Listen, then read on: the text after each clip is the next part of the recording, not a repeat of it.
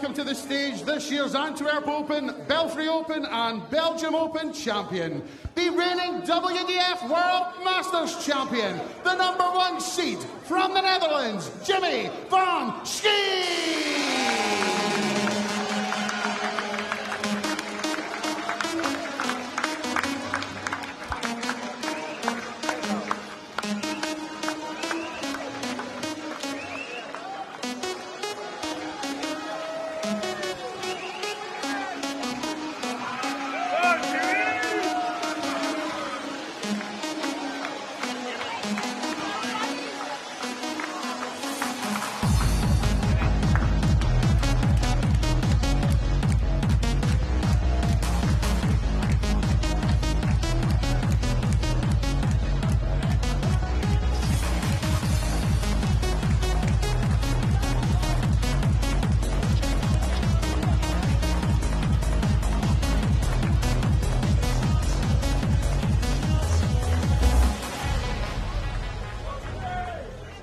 Welcome along to Lakeside, where at the end of play tonight, the quarter-final lineups will be set in both the Open and Women's tournaments, and we have a cracking contest to open the evening. The #1 seed here, the pre-tournament favourite Jimmy van Schie, who secured his greatest title just a couple of months ago in Hungary, winning the World Masters.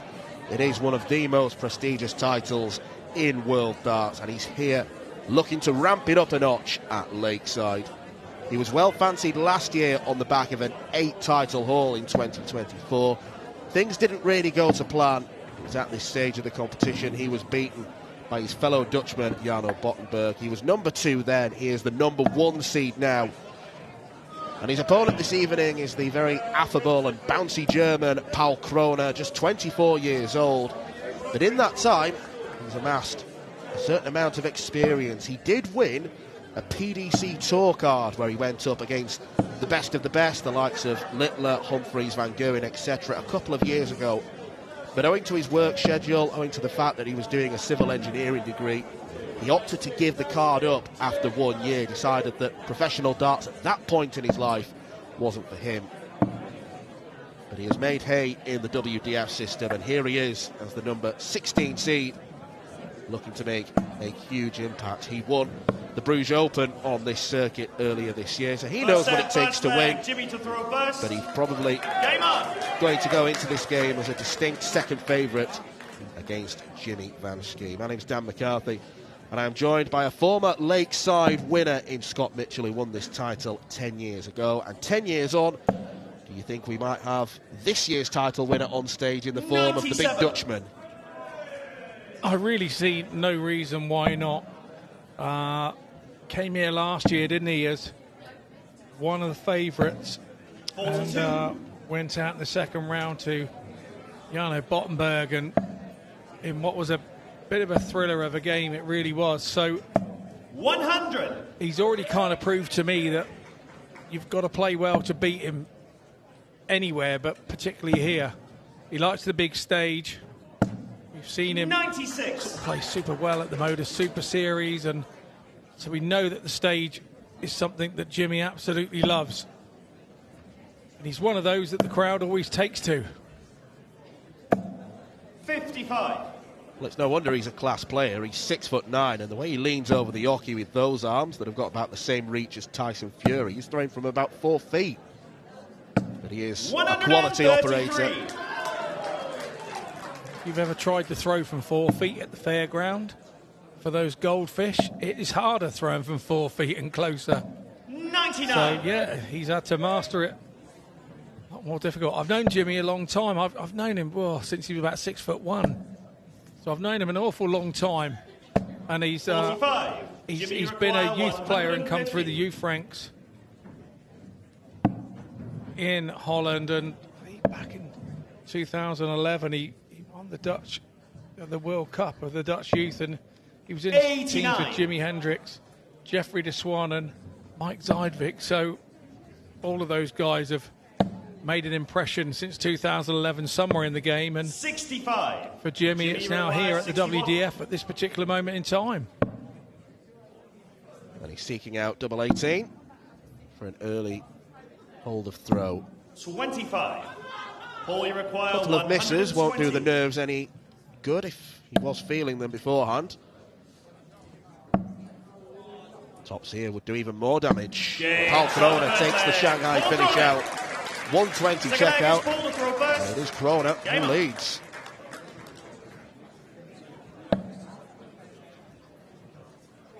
Yeah, really impressive from Krohne. 100. Break a throw to boot as well.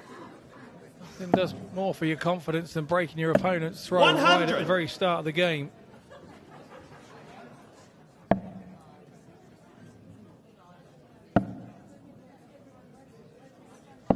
$57. Well, Van Schie won his first assignment of this tournament on what paper looks like fairly straightforward fashion against Alex Williams of Wales. It was a 3-0 win, but Williams could easily have been 2 sets to 1 up. He had the darts. 140. More gears to come from Van Schie. His average was around the 88 mark. And strangely enough, while Paul Krohne did lose a set to Dalibor Smolik, 100. He was more comfortable winning that one 3-1. Dalibor, of course, will always be known and famous for 98. exiting stage right for a comfort break. The man with the thumb-sized bladder.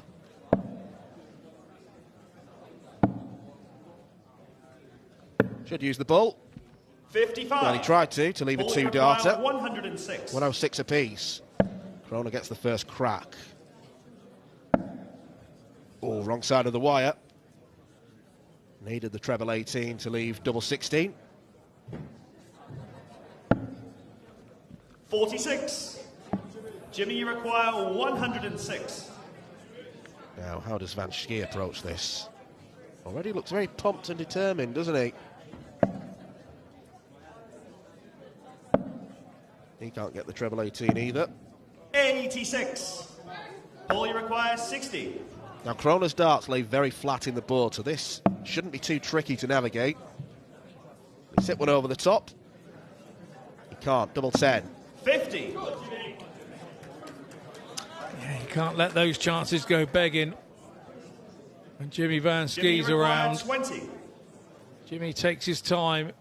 As you can see, motivates himself, winds himself up. Has to play angry inside. Jimmy Van Schie. Angry inside he was. Takes that out first dart. 1-1. And he breaks straight back.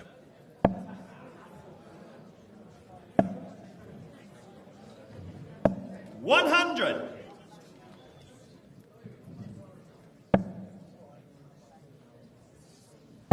These two have never met before.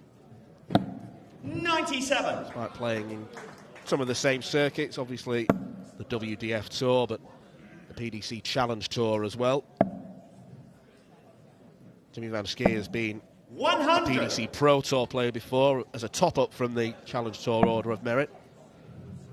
Challenge Tour being the secondary circuit, those that don't have tour cards.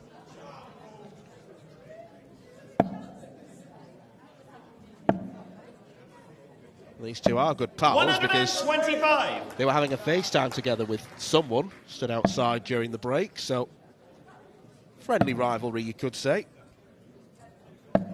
47. I think that's become the way of the darting world of these days. We see a lot more cuddling after games and well done, mate. And in the Bristows and John Lowe days, we didn't see any of that. We saw more pushing and shoving. 140. Jimmy, you require 40. Game shot the third leg. Jimmy Van Schie, fourth leg. Well, very quickly, Jimmy Van Schie has turned around the one-leg deficit.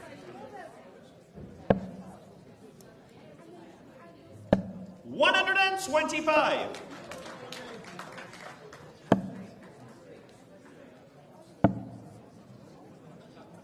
96.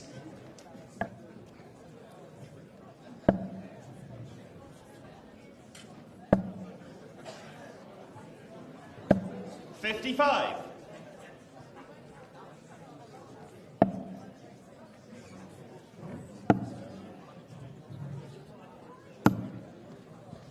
100.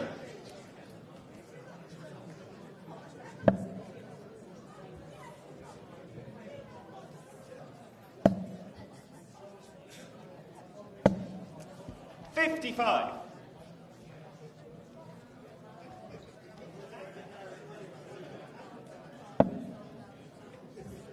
And they're disappointed with that non-treble visit. 56. But he's kind of got away with one there because Schie followed suit. 59. Will he get away with it twice in a row?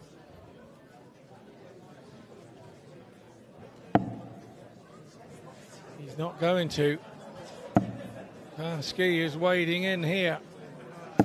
171.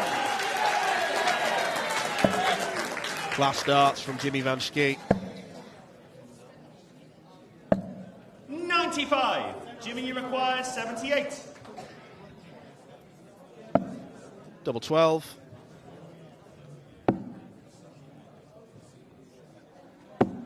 $54. Paul, you require 112. Krohne might need his second ton plus checkout to stay in this match. How much of that bed can he see? Well, there was an argument to switch to treble 18. Yes, it leaves a double at the bottom of the board in double 19, but I think that looked blocked. Jimmy, you require 24. Yeah, it's definitely had a bit of ricochet or something on that. Schie back for double 12. Double 3, bottom of the board, tallest man in the group.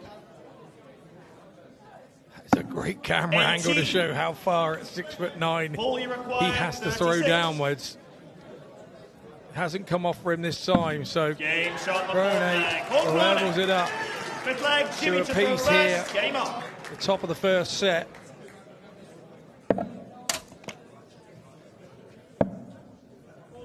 was an unlucky first start. 80. I think it hit right on the corner there of the treble 20.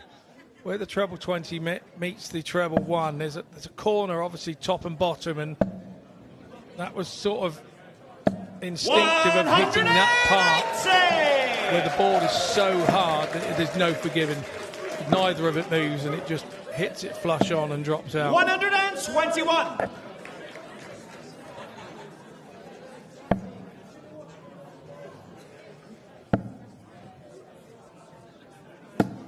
$134.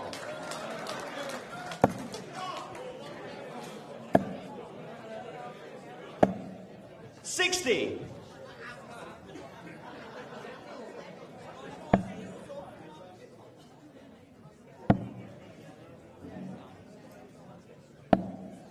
$40. Well, it's not a great return from Krohne, and it gives Van Schie an opportunity here. Probably needs 2 big trebles.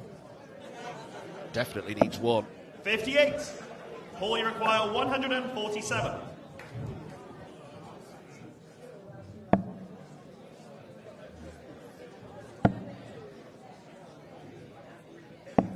$57.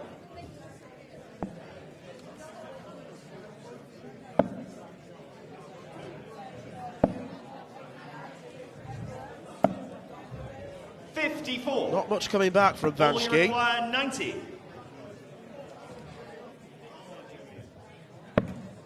Went bull first. Double 10. 80. Knew where he was going as soon as he approached the hockey. Almost Jimmy, a very require well-constructed 128. checkout. And that's what Jimmy needs. It's a difficult shot, 1-8. Has to find another one.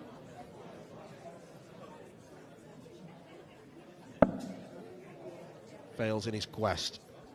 Yeah, touch unlucky there, wasn't he? The other option is obviously to come out 88. and go for a totally different treble, but Paul, you on the other require side of the 10. board it's 14s, but didn't work for Jimmy. He's left the tops, and it's double 5 coming in for Krohne. Double 2 incoming, Game shot the and first incoming set. it does, and Paul he takes the Krohne. first set. Paul Krohne showing a bit of metal there, didn't he? Second set, first leg. Paul to throw first. Game on.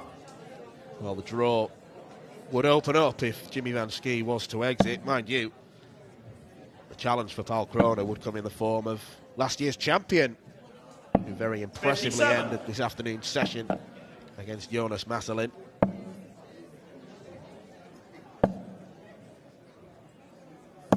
$100.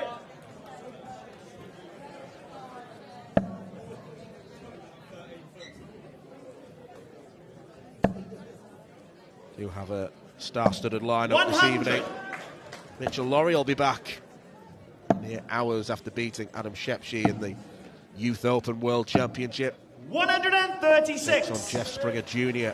of the United States. Kaya Baysal, who is the youngest ever senior winner in the WDF, just 14 years old, 96. plays next up against Thijs Kogelnik of Germany. And there's definite interest from down under as well. Ben Robb of New Zealand 95. and Raymond Smith of Australia, two players tipped for title winning runs after their displays so far. 96. Jimmy, you require 170.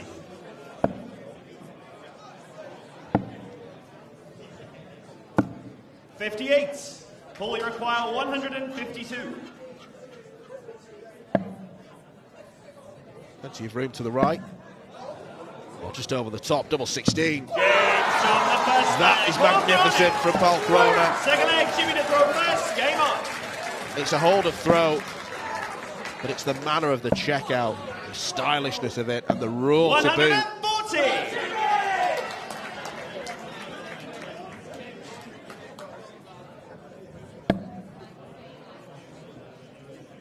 Early haymaker from the German. 45. Yeah, threw the whole kitchen sink at him there, didn't he? Great stuff from Krohne. 65. Now this is the time when things start to aggravate you. Dart on the floor there for Jimmy. 56. Things start creeping in to say, oh, is it my day? There's obviously 180. definite pressure, Scott, of having the number one next to his name. Oh, it is difficult. 40. There's no two Jimmy, ways you about it. If require you've been a number one 116. seed anywhere, you'll understand. Well, the number one seed for a reason, and 42. you start putting pressure on your back to say, well, hang on a minute. You know, all your dart in life, you say, well, if I make my seeding, I've done okay here. So if you're the number 8 seed and you make the quarters, you're okay. 87. When Jimmy, you start getting up around the number 2 74. and number 1 seed and having to make the final each time, it is hard not to disappoint 58. yourself. And Jimmy there in the wrong bed, touch unlucky.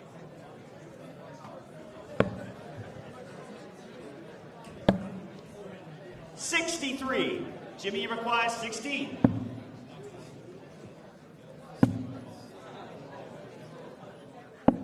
$12. Krohne's not on a finish. And yet Van Schie has made this incredibly awkward for himself. 60. Jimmy, you require 4. Game shot the second leg. Jimmy Van Schie. On paper he Third did, leg, Paul in to practice throw first. easy. Game on.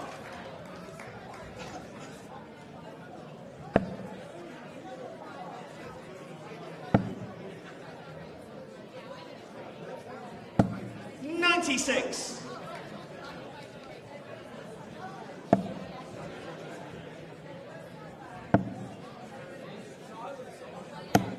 $136.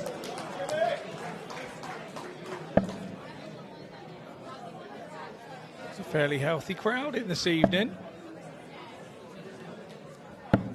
The earlier start, we've got a 6-game session for you this evening. This is game number 1 of that 6-game session, and what an 125. opener it's turning out to be.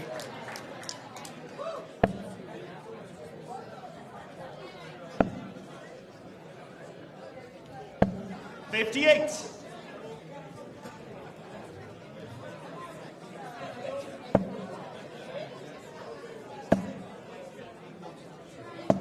100.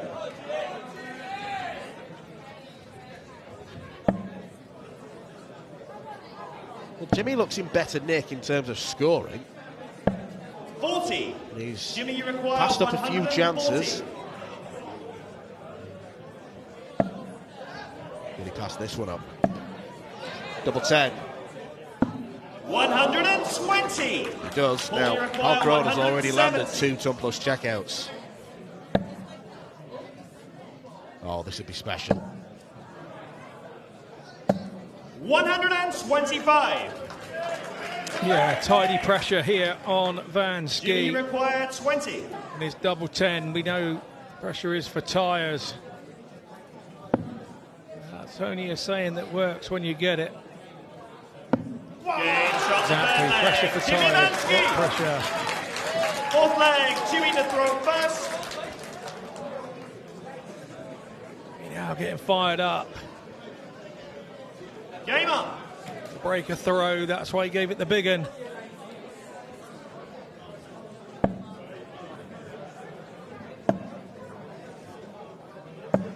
$55. Giving it the big one is something of a trend that has come into darts. You see it on your Facebook and other social media outlets that people winning 59. dart matches in the local pub and jumping around the place. It's caught on, and I think we have to blame Gezi a bit for that, don't we? 97.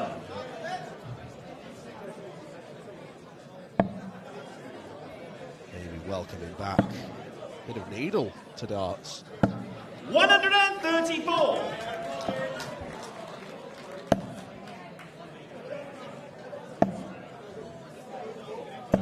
60.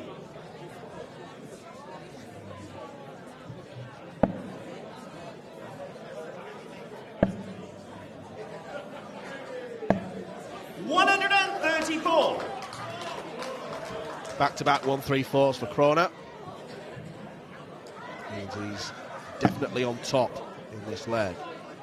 He wins this and he serves it out for the second set.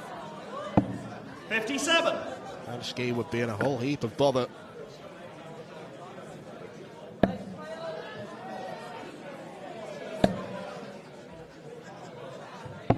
$134.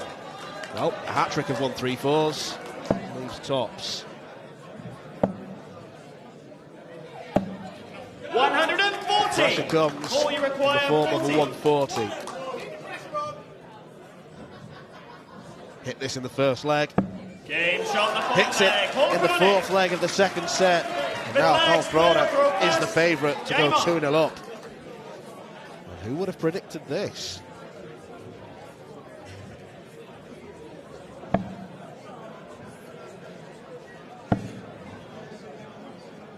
He's definitely coming out here and playing with no fear of Jimmy, is he? Krohne. It's the number 16 seed. All said and done. It's part of the draw, you have to say. 100. The number 1 is playing the number 16. It's kind of gone with seedings up to now. 93. Good last start. How quickly the Krohne advantage has evaporated.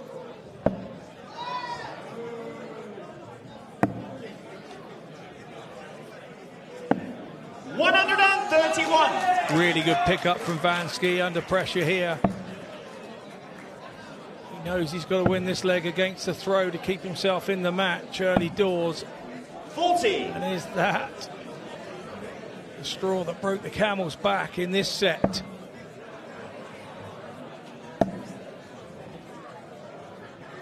$140. 50 on the board with 9 darts thrown. He was up against it, Jimmy Van Schie. 140. But this is a Jimmy world-class requires 50. response. Double 16. I think some wanted a straight bullseye.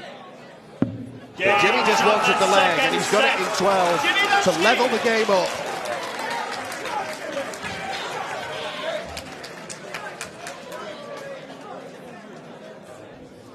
Third set, first leg. Jimmy to throw first. Game on.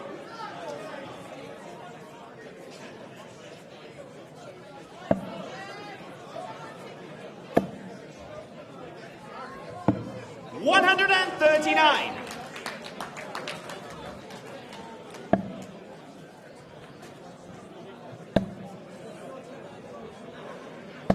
140.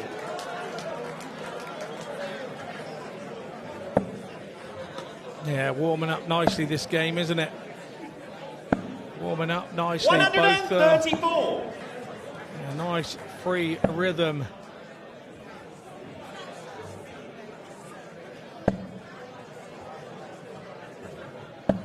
$100.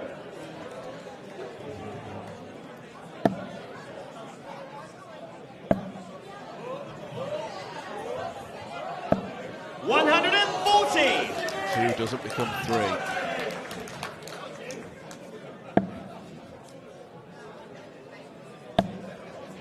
And Schie is looking very solid 131. Mid-90s average. 88. Double 14. Yes, in there, Jimmy. Right in the corner. Was hanging loosely, to be fair. Game So is that one. He had a couple of darts fall out earlier, and he felt, where's my luck? And now I've just seen it all in one throw with 2 darts.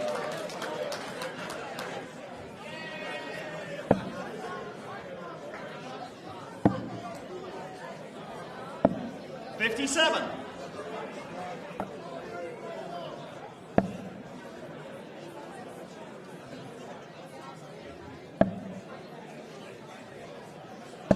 140.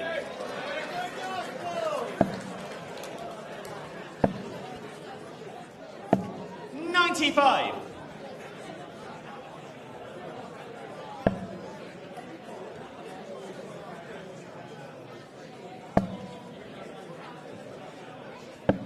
57.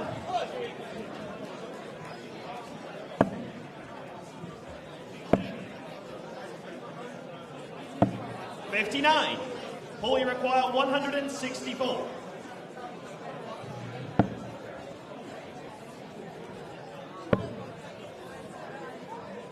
Clever use of the bull. 104.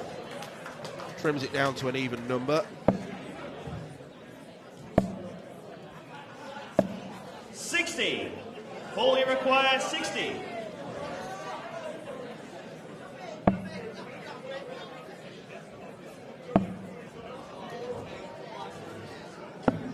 50.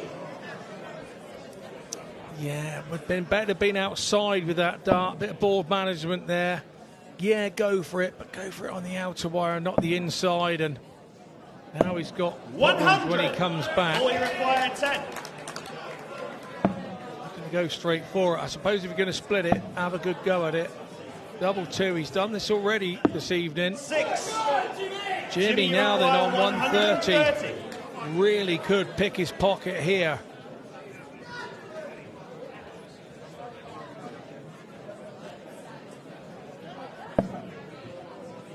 Good marker for the treble. Over adjusts. 90. All you require. Good pick off with the last dart, but perhaps annoying, given that he didn't hit the treble.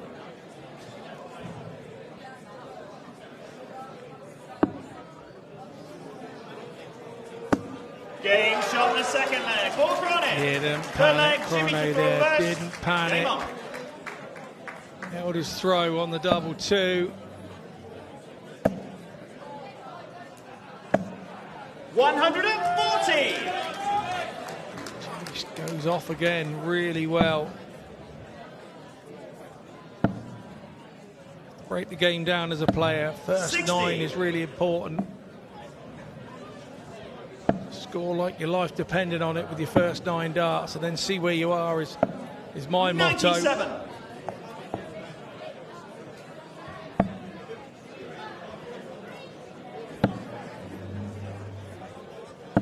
96.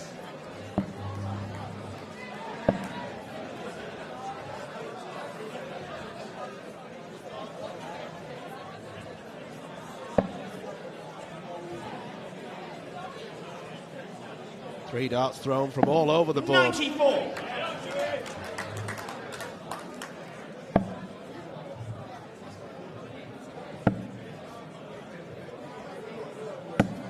134. Jimmy, you require 170.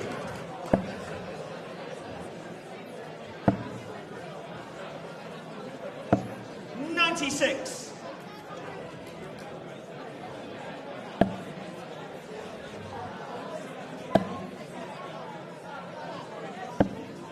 171.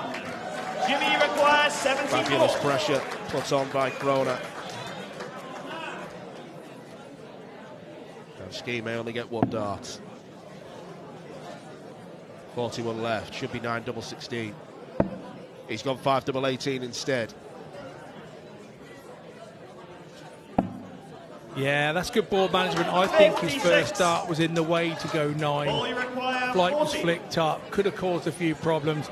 Clever for Van Schie, but he didn't quite finish it off.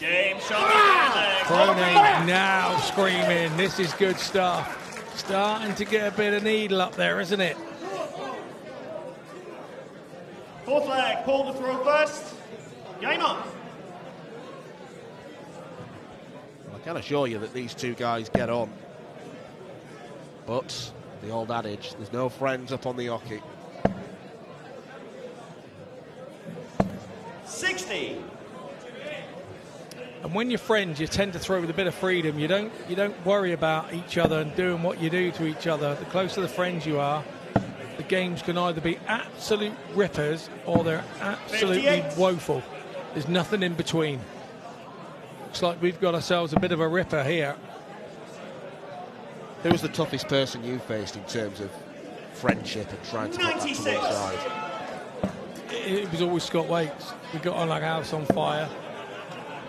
But yeah, every time we played one another, it was always tough. 180.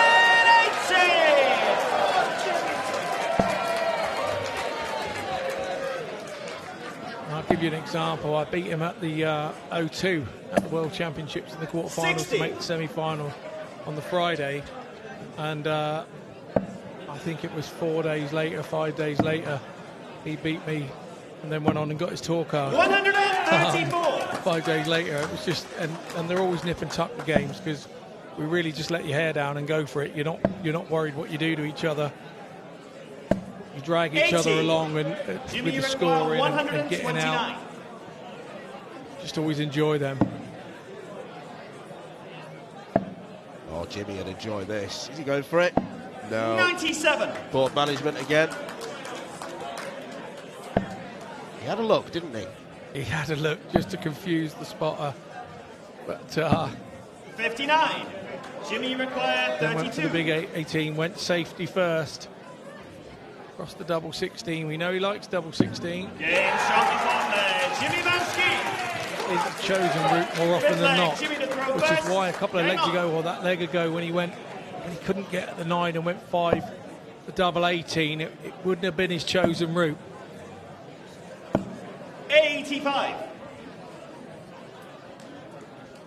Well, Paul Krohne on a couple of occasions now has landed an important break of throw and then failed to back it up with a hold. 59.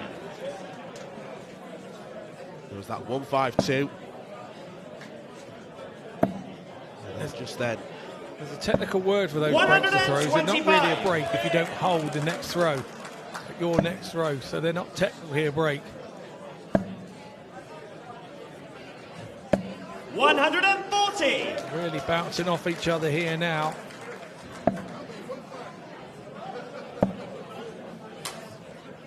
Points between them. 100. In favour of Jimmy. Now 111 points between them. Another one of those. 138. Fantastic. Leaves himself on a finish 164.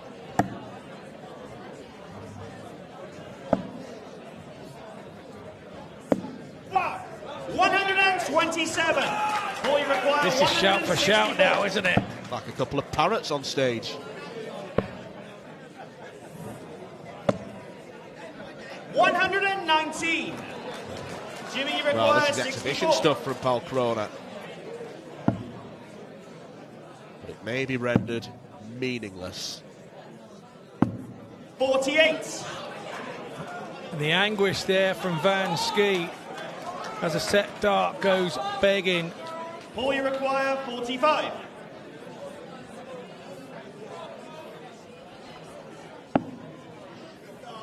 16 for Krohne. One more at it. This is big. 29. He misses. A chance to break. Jimmy Van Schie throw goes begging. They weren't badly thrown darts. He didn't bottle that. That was thrown. They were lovely thrown darts. Just did not go to their chosen location. Van Schie now doing the same. 2 still left in hand. Van Schie comes through. Look at that, what it means to him. He knows that's a vital part of the game. Gives it the big boom. Takes set 3 to go 2 sets to 1 up. But you'd expect it to have gone with throw anyway 96. With the caliber of these 2 players. And now it's Paul Krohne with the darts in this set. He would expect to hold his throw twice. 134. Jimmy now has all the momentum. It's going to make it as difficult for his friend as he possibly can. Well, so far, we have played every single 42. Leg possible. And that last one, first set-deciding leg, where both players had darts at double. Krohne 140. failed on double 16.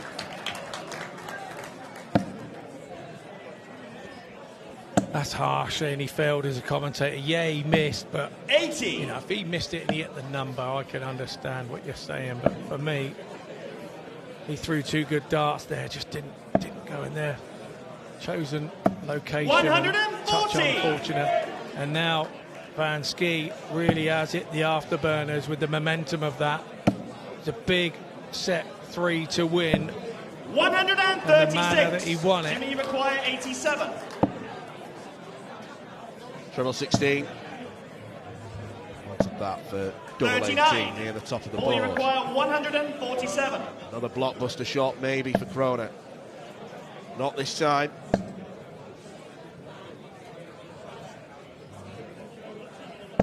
$60. Jimmy, you require 48.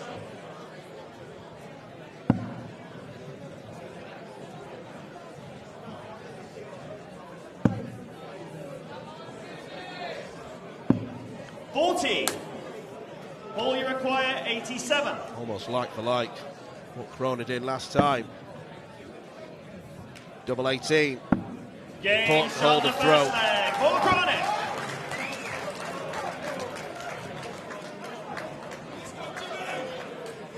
Second leg, Jimmy to throw first. Game on. A really important throw and a good bounce back. You don't want to let Jimmy start getting away with a couple of legs and 3 legs on the trot. You've got to hold 100. Him, and that's exactly what Krohne's done. He'll be pleased to have done that. That's a good hold of throw. Under extreme amount of pressure. 100.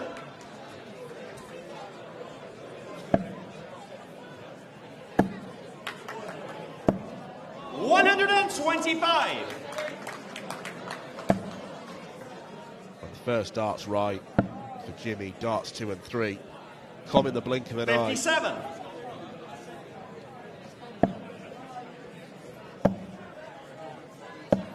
$140.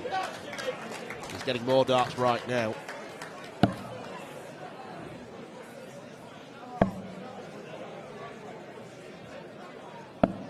$93. Jimmy, you require 136. 58.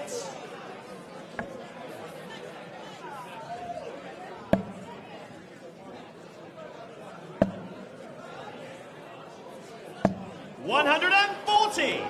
Jimmy required 78. I'm enjoying this one so much. Sometimes I keep forgetting to talk. It's a really good game, this one. Tops up for Van Schie. 58. It's caught a flight, went under. 111. Big moments here. Krohne, he hits that treble 20. 19 for double 16. It's a big 19 right next to the double. And that one's in the double 16. 111 for Krohne. Wry smile from Van Schie. Give it the large one, didn't he, when he hit set 3, and that's done. 134. Really turned Paul Krohne on, hasn't it? It really made him happen in the last 2 legs. 140. Comes Jimmy.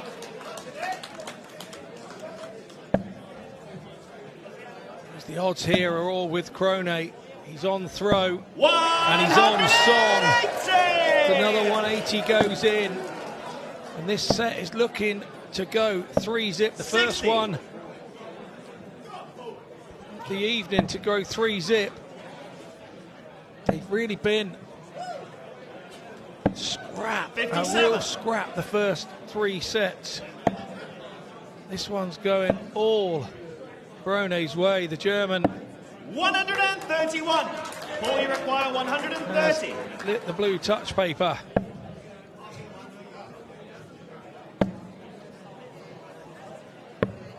$50.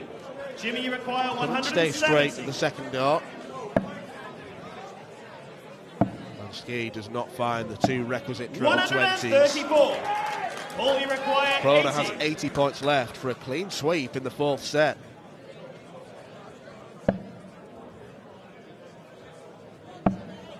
Double top. 40. Jimmy, you require 36.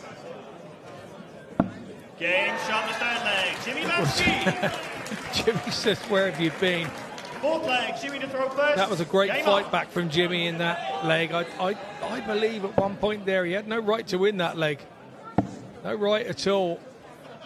Managed to keep 42. Krohne under pressure.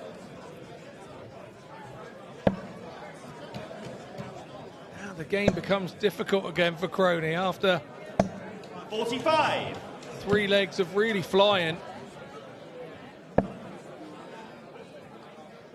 Now looks like the momentum swung again 99. in favour of Jimmy Van Schie.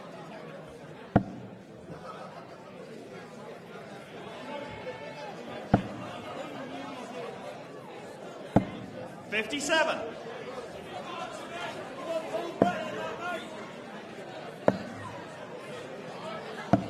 $137.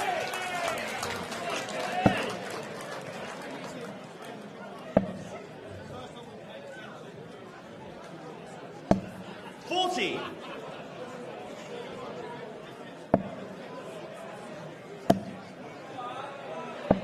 $140. Treble-less leg here from Krohne. Here's the 4th leg here in set 4. Can't say that towards 59. Van Schie. Jimmy, you require 83. He's hitting them for fun. Right at the right time. Double 16 now. Game shot the What 4th a leg. leg Jimmy of darts from Van Schie. 5th leg, Paul to throw first. Game on. 15 dart, hold a throw, and now it's all about can Krohne find a bit of something here again as they go 2-2 once 97. more. Well, it feels like throughout the course of this match there have been more of those legs in favour of Jimmy Van Schie. Krohne has been winning the tight legs. 180. But this is a sprint finish potentially for Jimmy Van Schie. He's 1 leg away from a place in the quarterfinals where it would be the number 1 seed 60. against the defending champion. You would not want to miss that one. And again, 60. halfway down that 3rd leg of this set. Jimmy back on 300 and something. Paul Krohne on 175. You just couldn't see this happening. You couldn't see this getting to 2-2. Now stranger than darts.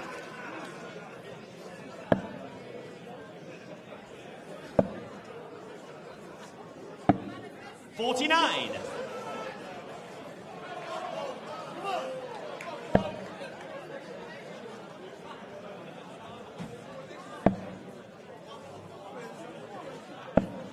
$94. Needed that long range finish, but he's already had 3 ton-plus efforts that have gone in. 100. And Paul, one you of them being a require 152, so it's well within range. Not this time, but he's got to turn that corner and set this up. Needs a treble. 65. Needed something Jimmy big. I require understand why he's done 112. that. It's now all about Van Schie. This is 112 for the match.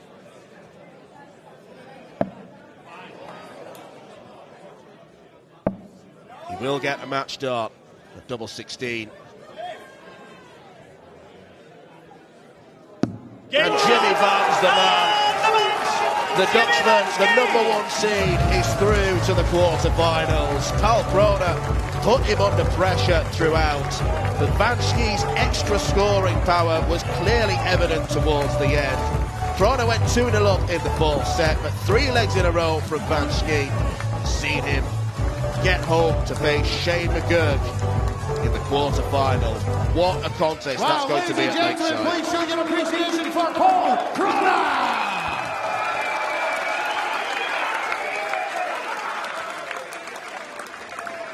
And into the quarterfinals, Jimmy Van Schie!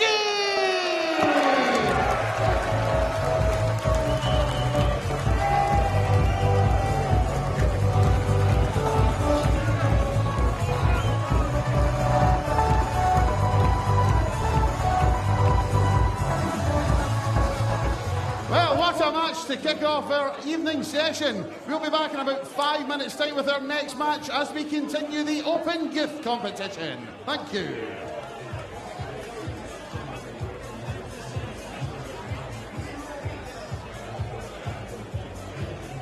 Well, what a way to kick off the evening. Paul Krohne's walk-on promised entertainment, and it delivered.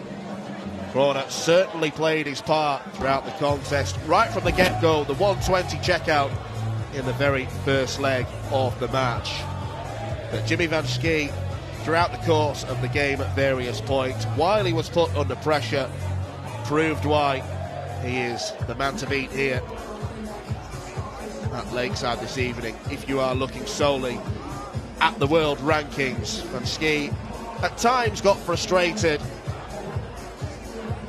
but in other times he was the shining light. Nothing Paul Krohne could do to stop the superb scoring, and there was that match-winning double 16.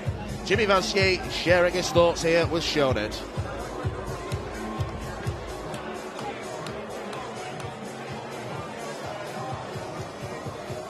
But Jimmy, that was quite the contest between you and Paul. First of all, how happy are you that you've booked your place in the quarterfinals? I'm very pleased the way I played. I think I scored really good. I let myself down in a few moments and he take great advantage of that. His finishing was sublime, really good. And at the end I found a way to check out and get over the line, so I'm very happy. I've got to say, you look quite fired up out there. Quite a lot of emotion, which we don't tend to see from you sometimes. What was it like being up on the Oki at Lakeside? It's always nice to be here. I think I've got some unfinished business, and I'm busy with my journey to the title. So yeah. And of course, you're coming into this tournament this year as the #1 seed. Has that added any extra pressure at all? I think I felt the pressure last year a bit too much. I think I struggled a little bit, but this year I am taking every game as it comes and just try to win every game. What's the difference then between last year and this year in terms of your mentality? I think a bit more experience as well. I've never played here before, like for last year, and now I have experienced it one time. This is my second time now. A few more games, and I feel more confident as well. Yeah. And of course, we've got a really tasty contest between you and Schie. We've got the world champion defending his title, the #1 seed as well. Just how much are you looking forward to that challenge and that test? Well, I'm looking forward to every match. I know Schie very well. He's a great player. So am I. So yeah, I've played a few times against Schie already, and I hope it's going to be a great match for the fans as well. And may the best man on the night win. Exactly. Well, Jimmy, congratulations. We'll see you in the quarterfinals. Thank you very much. Thank you.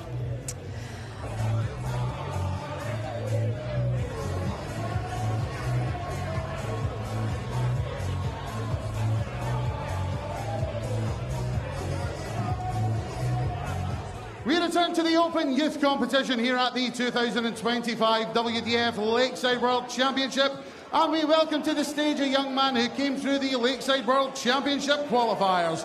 Last year's Gibraltar Open Youth finalist from Germany, Kogelnik!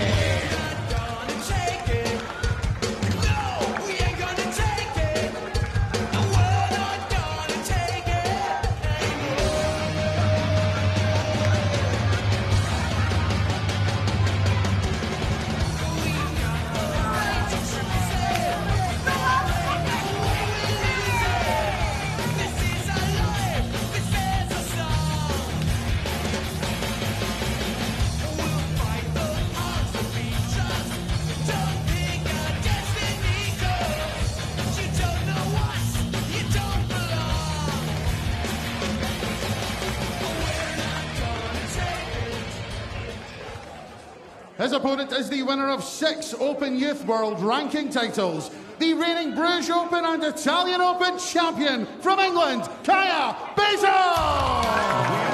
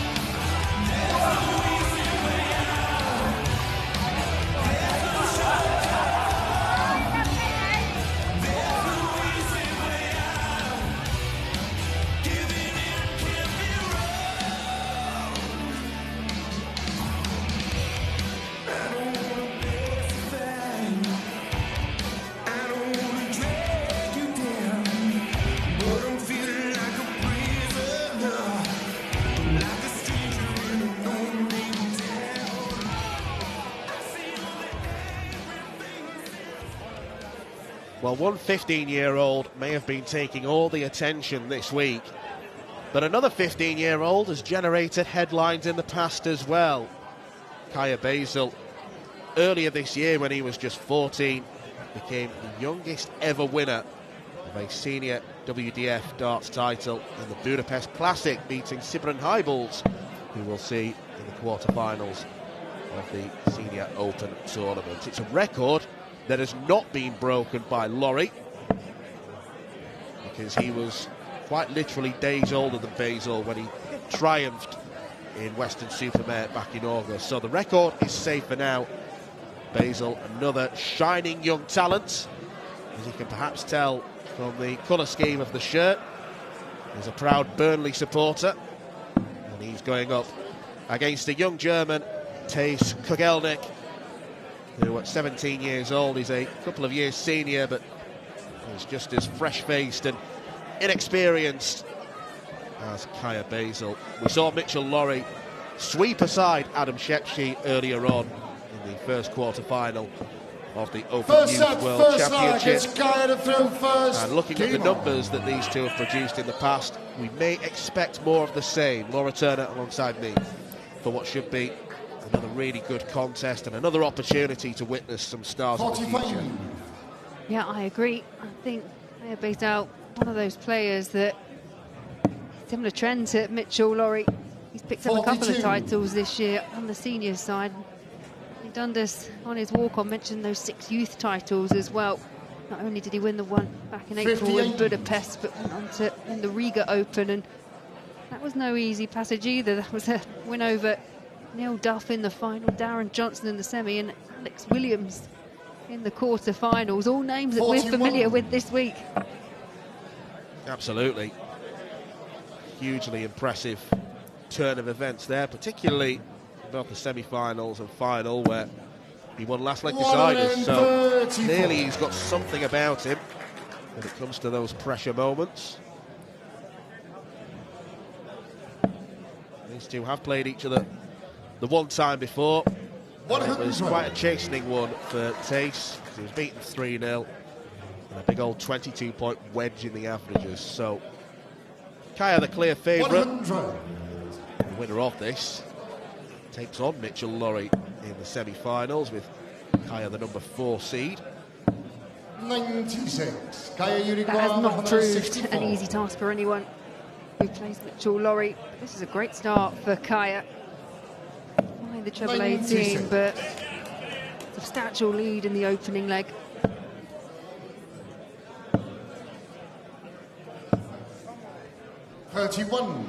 Kaya, you require 68.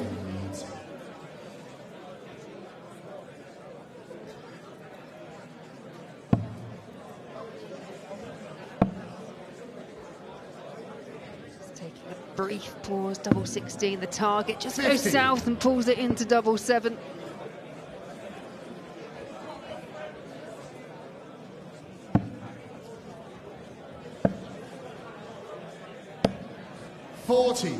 Kaya, you require 18.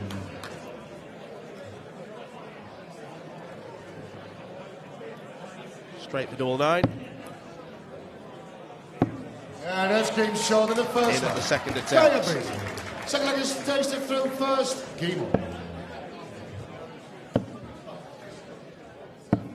44. Will take for Baysal in the first leg. For Tays, not quite sure necessarily what to expect. He's relatively a bit of a newcomer when it comes to appearing in the WDF ranked tournaments. 94. Made the last 16 of the World Youth Open over in Hungary, where he met Mason Tees, who was featuring in this boys World Championship, 58. and made the last 32 of the Dutch Open Youth.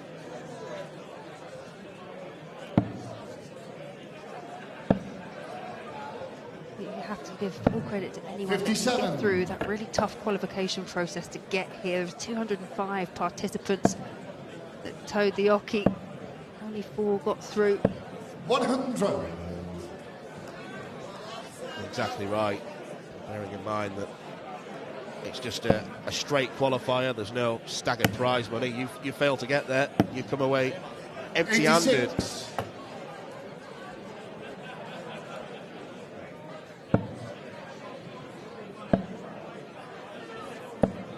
80. Exposure and experience that players will get playing here for the first time. It's totally different on the stage in front of the 58. crowd with the cameras.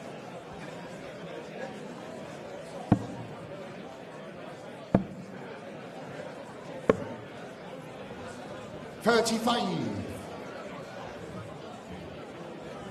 Doesn't get what he wanted after failing to hit the outer bullseye. 54.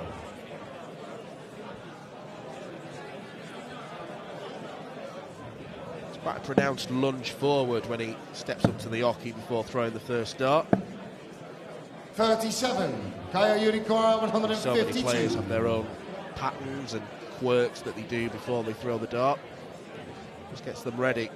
Kaya looks for a 1-4-1-5-2.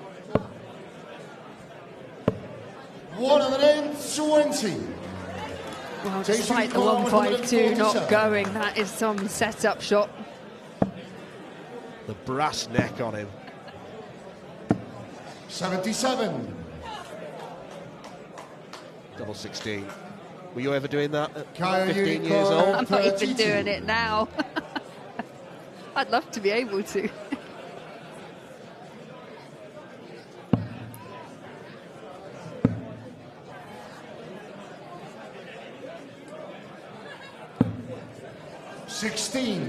Chase Unicorn 70. Treble 18 found, so it's 2 at double 8. And That's that's a been really shot in the clean second checkout. This couple. Third leg is Sky out of field first. Team. See the reaction, how much that means. Waste any time with the second dart, did he? 80. Rapid fire. He seems pretty quick to the Oki and quick to release all 3. 56.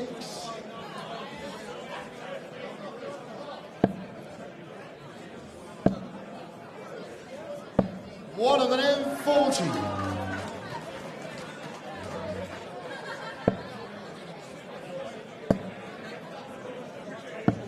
$61.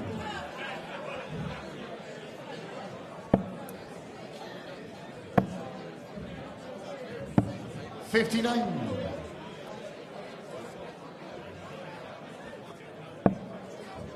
So far, Baysal not really playing to his 82. best form.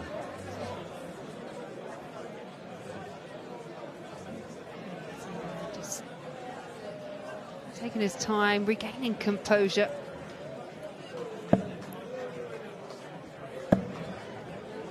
This is more like it. It's the first maximum.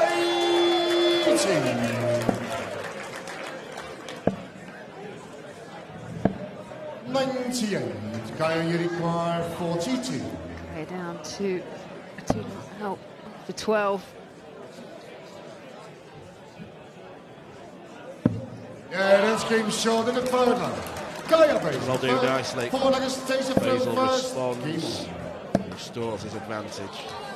180. Taking Clyde with a 180 of his own, and that was some roar you heard from him. I couldn't hear anything. 140.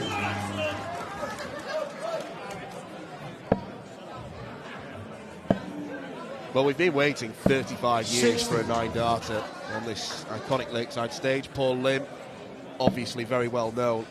Just imagine if it came from one of the youth tournaments. 140. Would that surprise you from what you see JDC, WDF tournaments? It really wouldn't surprise me at all. 60. The internet would explode.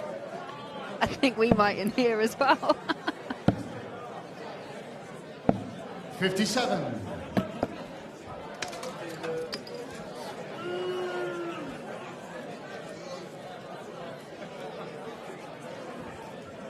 Focusing. The drop dart there from Baysal. 39. Kaya Unicorn 164.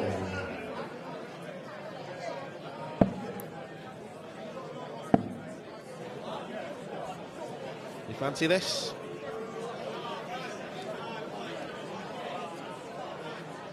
Oh, these young lads do not care, do they? Kogelnik wasn't on a finish, but Baysal decided to give the crowd what they wanted. The point that there was 41.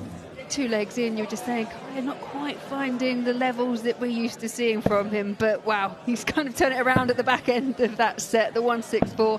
57. I just love the freedom that the younger players they play with.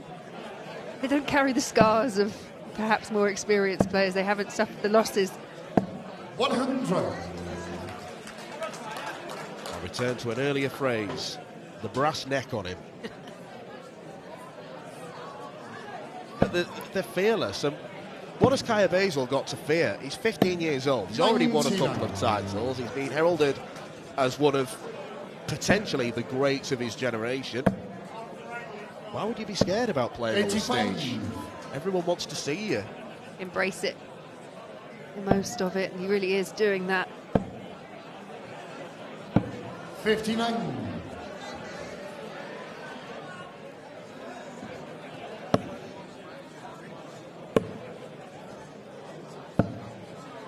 55.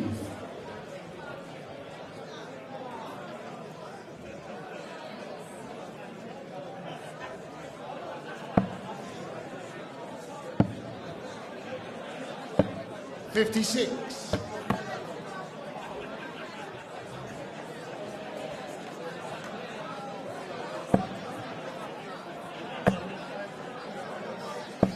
60. Takes first down to a finish. It's a long range finish, but we've already seen the 164 in this match. 100.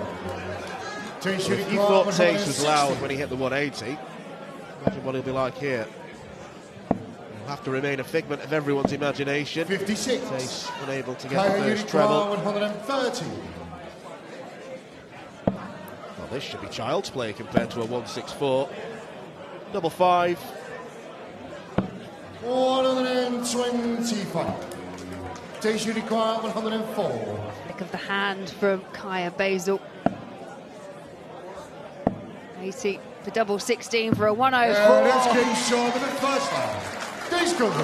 Treated to ton plus checkouts all around.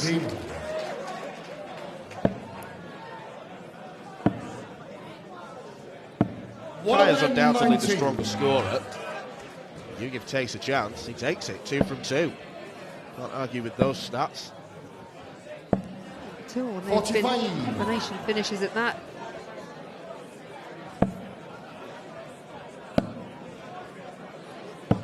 57.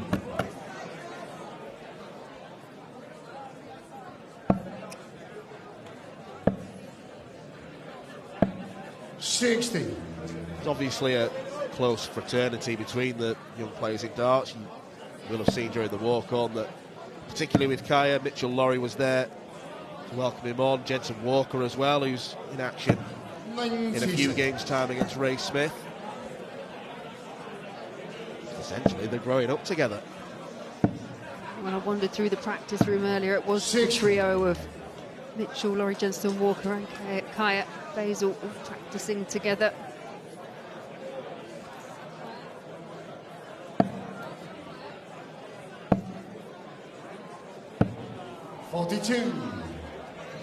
Quite often look at the rivalries that expand across various generations, and you can kind of see them developing in front of your eyes when you look at tournaments like this.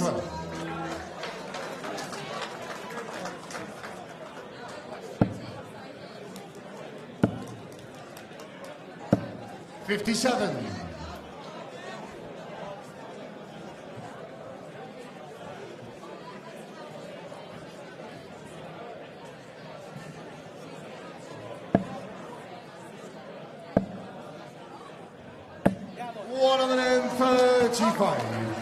$130.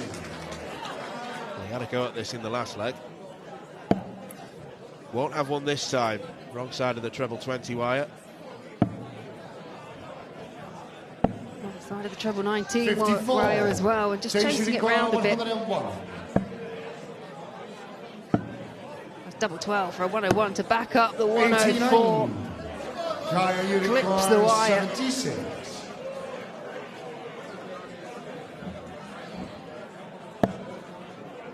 He doesn't find this. Kaya Baysal will find himself in a battle, and even more of a battle than he thought. 36. Station card 12. This has been really accurate on the doubles, and that keeps on coming.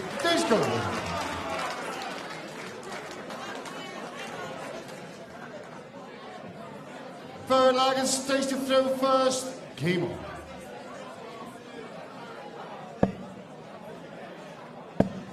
I know Scott Mitchell has said before, 59. The stage does funny things to players. Some players manage to produce their absolute best. Some just a little bit harder to settle.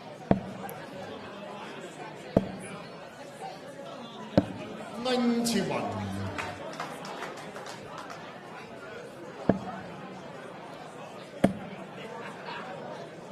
$140.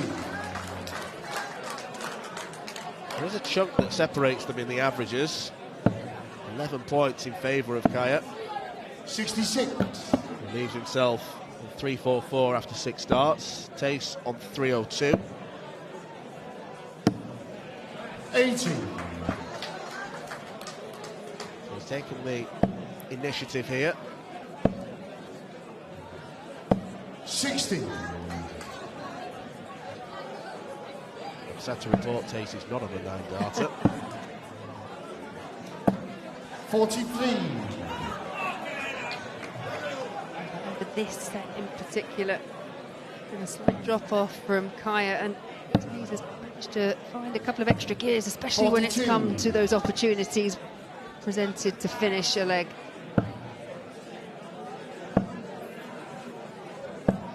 $59.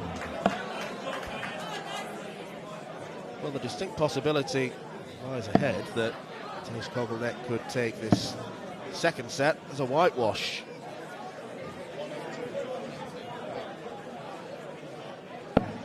$78. Tace Unicor 120. 20. Goes wild with the second.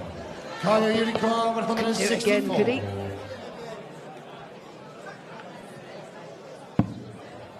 No.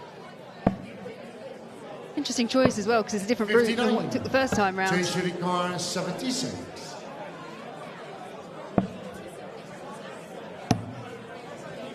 Double top. 36. Does not double the lead. Kaya Unicor 105.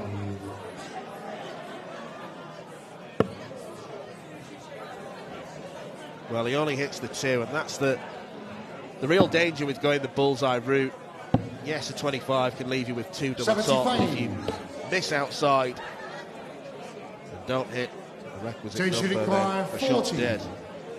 left himself on double 15. Yeah, But he's not allowed to come back. Second set. Great set from Tace Kogelnik, and if this was leg play, Third set. he'd be 4-3 up, by averaging 10 points less. It's the beauty of set play. Just approach each set as almost like a separate match. If you get to that mindset, especially a lot of the players from England, Wales, Scotland, they would have played at some point in the county system. It's only a race to 5 for most. Break it down in that way, and it's a bit more manageable. 96. Now this is a real test for Baysal.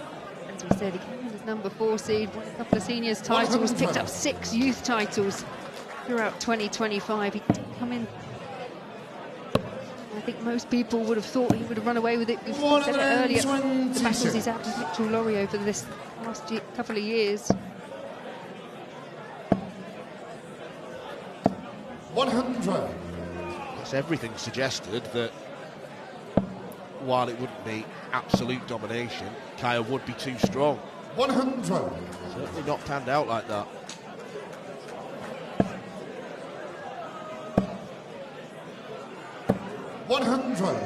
Kaya Unicorn 83. Double 16.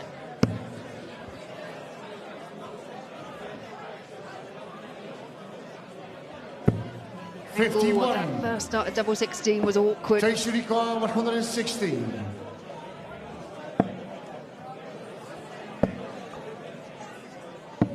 42. Kaya Unicorn 32. It's off here for Kaya Baysal.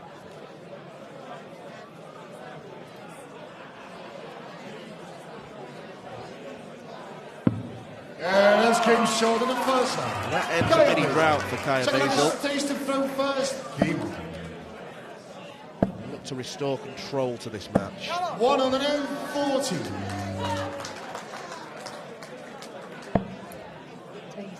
Though, moving every dart up on that 57. stage.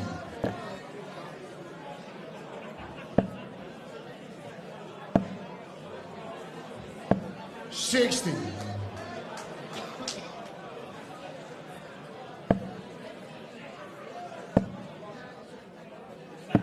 $97.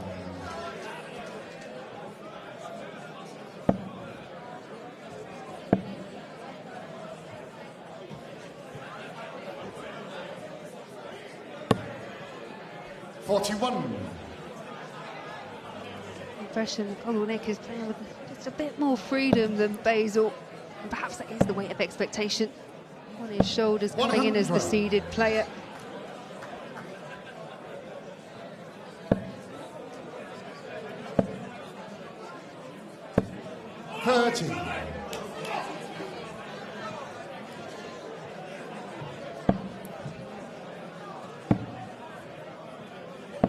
$57.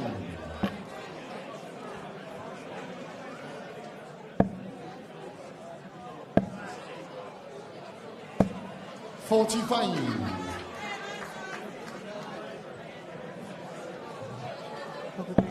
Unable to reach a finish, and Baysal should be on something very handy indeed. If he'd asked me in set 1, I think he might have gone straight for it, but I think this is all about the setup and getting those legs chalked up. Kaya Unicorn 50. Prue was wrong, Kaya. Well, you may as well have gone for it. Only one. No, not even one dart. Why didn't you go for the bull, Kaya? 18. Chase Unicorn. He's tidied it up 80. in the end, but he's range of finishing. Chase has been really rather good at this. 40.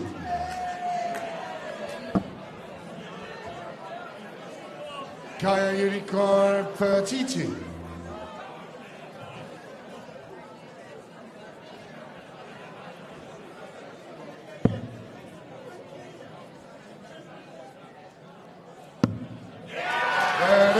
Kaya Baysal gets away with it. Kaya Baysal. Can't argue with that. There's no way with 50 points left that he shouldn't be getting a dart at double. Third leg, it's Kaya to through agree. first. Game. It's just about who can hold it all together up there, get across the line. 60.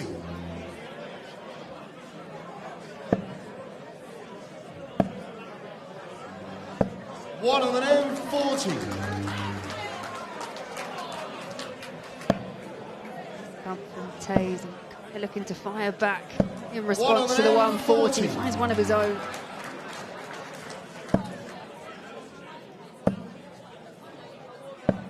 $85.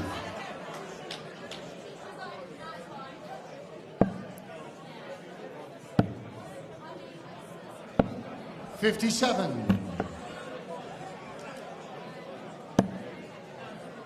He had a really good account of himself as Tace Kogelnik. 139.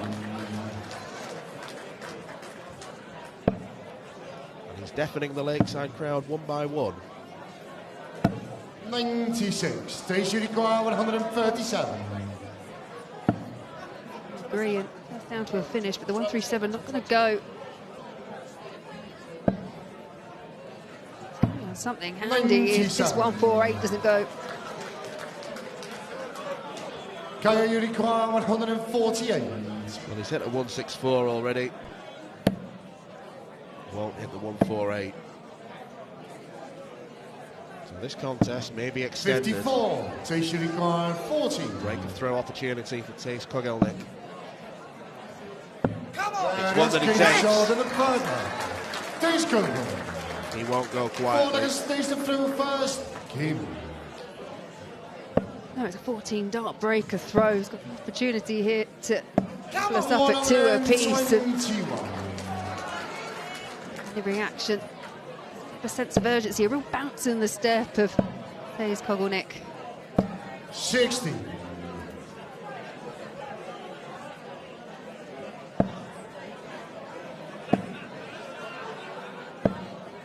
$83.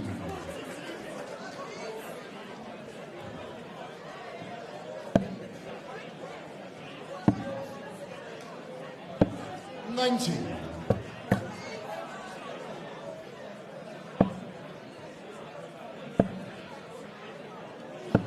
$59.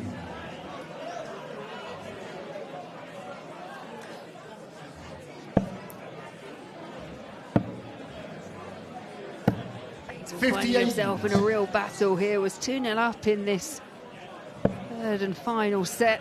Maybe staring at going the distance in a tiebreaker.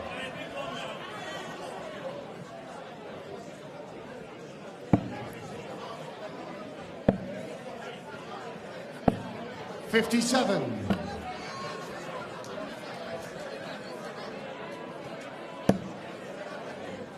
Just the speed for Tace to get to the hockey. I don't know if you noticed, had to reset his throw. I don't think he was quite sure what he had left at that point. There's something a little bit James Beaton the way I think he approaches things, because there's that sudden drop of the arm before he sets himself. 94. I see what you mean. 54. Been mentioning averages throughout the game, and they've definitely closed up. Still 6 points is the gap Kaya Baysal has over Tace Kogelnik, but they've been closing up slowly but surely. 40. They're on course for a last leg decider.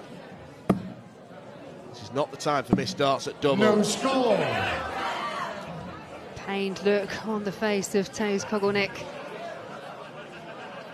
Baysal will not be rushed. 80. Deep composure. Well, it could be on the bolt. Moment of inspiration needed.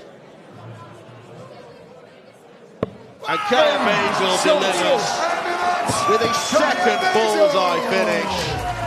What a contest that was between two rising stars of darts. But it was the junior man, the 15-year-old Kaya Baysal, who nervelessly won it on the bullseye. Kogelnik put up a real fight and made it a contest, but it's Baysal who wins 2-1. Ladies and gentlemen, please show your appreciation for Kogelnik.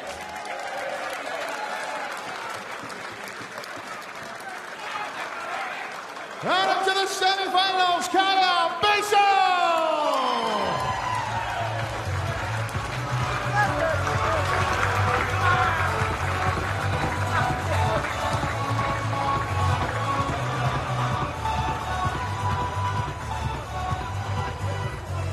Well, ladies and gentlemen, another 5-minute break. 5 minutes time, we return to the open competition with Robb against Stephen Rosney.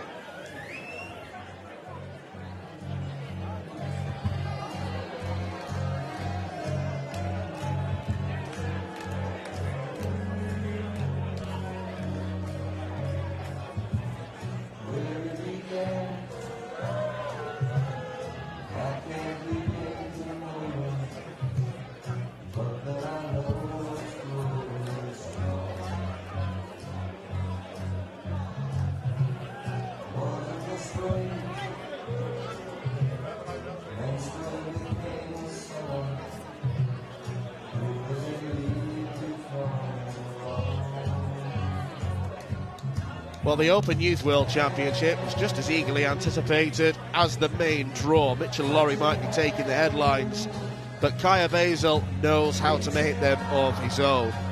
It wasn't a stellar performance from Baysal in terms of the raw numbers, but he produced some incredible stuff throughout against the noisy and boisterous Kogelnik. That 1-6-4 was picture perfect to win the first set of the match. Got the thumbs up and the respect from his opponent, but Kogelnik fought back to win the second set in 3 legs. It all looked like it was going to a last leg decider, but Baysal, with Kogelnik missing 3 darts in that leg, pinning the bullseye for the victory. He's now giving his thoughts to Sean and Dafford.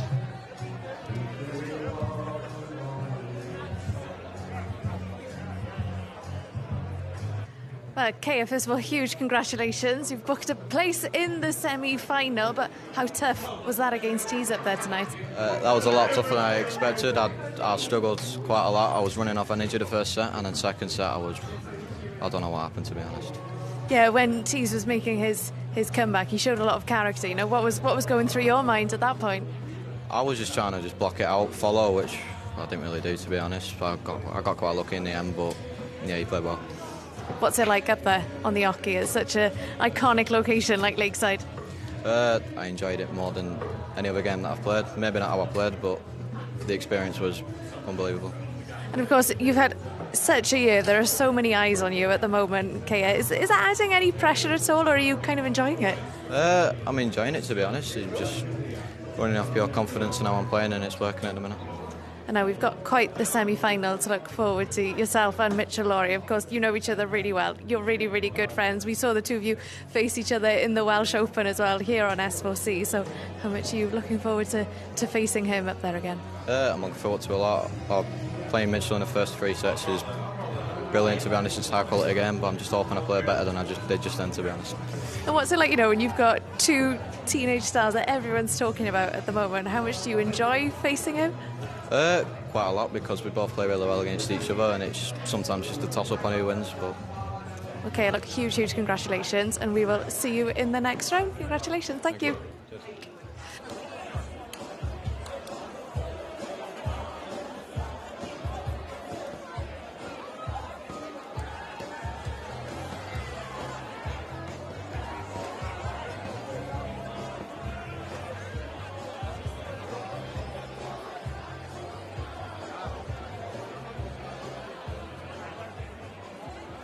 We return to the Open competition here at the 2025 WDF Lakeside World Championship, and we welcome back to the stage a man who came through the Lakeside World Championship qualifiers. This year's Hungarian Classic finalist from Ireland, Stephen Rosney!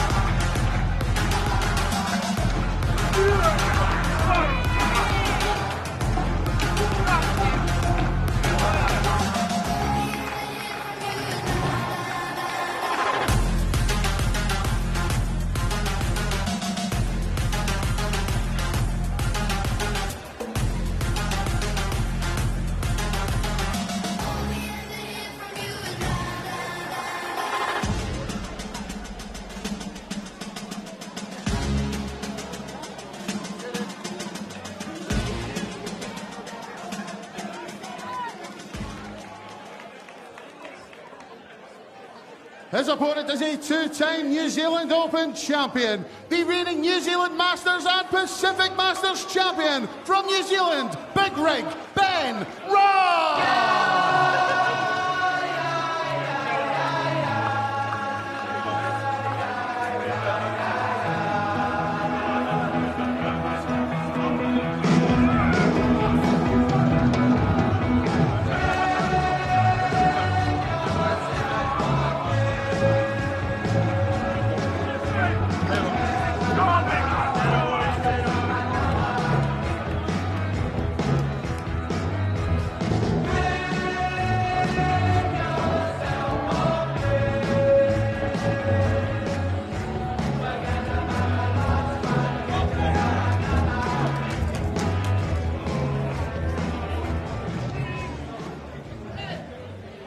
Well, the adults are back in the room after Kaya Baysal's bullseye success against Kogelnik of Germany. Two guys in their 30s, in their prime years, you could say.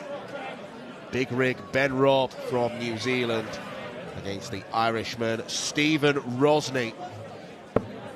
Chuckles, at the age of 30, has won a couple of games so far in this tournament. He's won them fairly stylishly as well, not dropping a set against either Jim McEwan or Stephen Rosney, but he hasn't played as well as Ben Robb, and considering the opponents Ben has had in front of him, Johan Engstrom from Sweden is a very dangerous player. He's played to an extremely high level before in his region on things like the European Tour as well. He also beat a former champion in Neil Duff. He's up against another man from the Emerald Isle, Stephen Rosney, one of 4 players to successfully navigate the last chance saloon qualifier in Hungary. And Rosney is not looking back. He's trying to take this opportunity with both hands. He's already seen his compatriot Shane McGurk, the defending champion, win on this stage today. McGurk said he'd love for it to be an all-Irish final, and I'm sure Rosney would want that as well. Thank you, ladies and but gentlemen. If Ben Robb plays as well as he did against Neil Duff, then this is going to be a big ask for Stephen Rosney, Scott Mitchell, because Robb was sensational on Monday evening.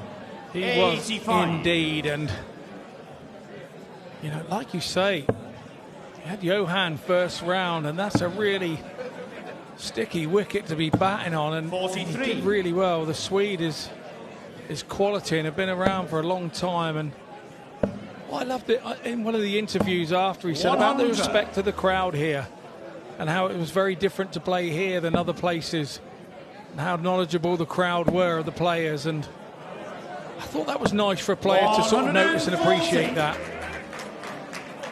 It is different than playing anywhere else. You can hear a pin drop in those big moments. We saw it in the Van Schie match earlier. And I feel that this one could be on a similar hilt here. That's to match 1 of our evening session.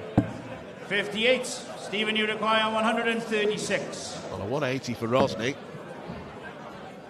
has put him a long way in front of Ben Robb. 96. Quality setup shot as well, so Rosney should be taking this opening leg. But the pressure is put on by Robb. Stephen, you require 40. Much more assured on the doubles against Junghans than he was against Jim McEwan, but not this time. That's the wrong double. Ben, you require 80. It's a bust score. There's no chuckling from Rosney. They'll be scowling if Robb takes this out. 40. Stephen, you require 40. So gets back on the early exchanges and makes no difference this time round. Makes no mistake. Very different this time round.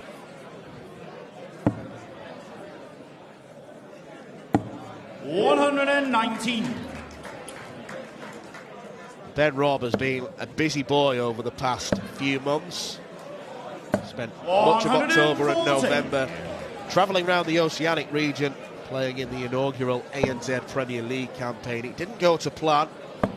He failed to reach the semi-finals of the PDC competition, where all the Premier players, including Raymond Smith, who's playing later tonight, played knockout tournaments across 96.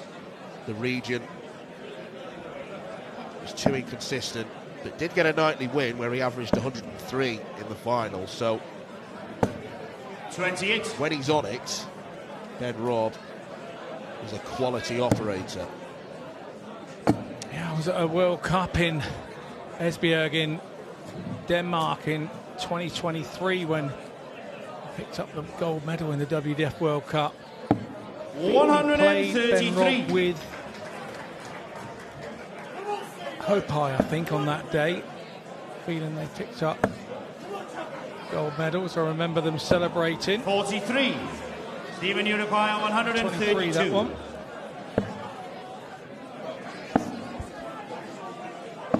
$92. Rosney, he's been playing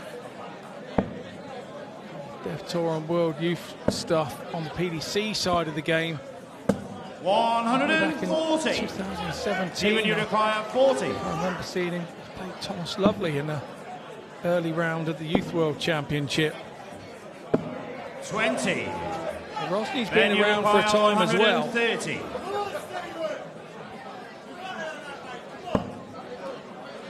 Treble 20. Now the bullseye for Ben Robb. Well, that bullseye has been struck an awful lot this evening. Its latest victim, Ben Robb. 57. Yeah, Rosney was sat there waiting to go, wasn't he?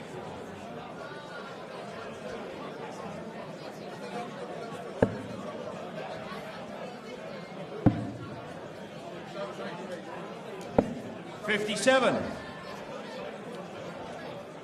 The shoulders, still a stretch of the arm, still getting into it. We're only 2 legs in. 40. You have to be careful with these best of 5 games because they can pass you by. Before you know it, they fly by. Particularly if you have a spell where you lose 3 or 4 legs on the trot. You've really got to not allow that to happen. Rosney looks really comfortable tonight, doesn't he? Just popping them up there. There's no with a lot of freedom. Maybe he's looking at this 97. game that Ben Robb, probably with that big average after beating Neil Duff, is the favourite in this one. And when you're the underdog, it kind of makes 100. life a little bit easier. There's no kind of pressure on you. The biggest thing here is making sure you don't put pressure on yourself with the match and expectations of your own. And if it starts to go wrong, Stephen, you require 164. like I said before, it can start going wrong between the ears, and then the arm doesn't move how you want it to move. 94. It starts Then to you fall require apart. 101.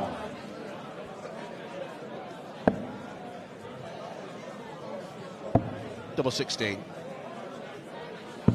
85.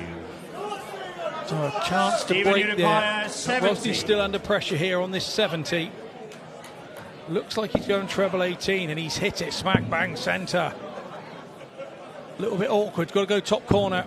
54. Went top corner, and Rosney's darts Then do you go require in, sort of 16. like point to the left, tail end to the right, and Inch on the third leg. Ben Robb gets Ben Robb. back, takes out 16.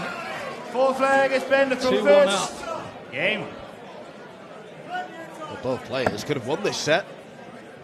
3 legs in. Darts at double in all of them for both Robb and Rosney. 84.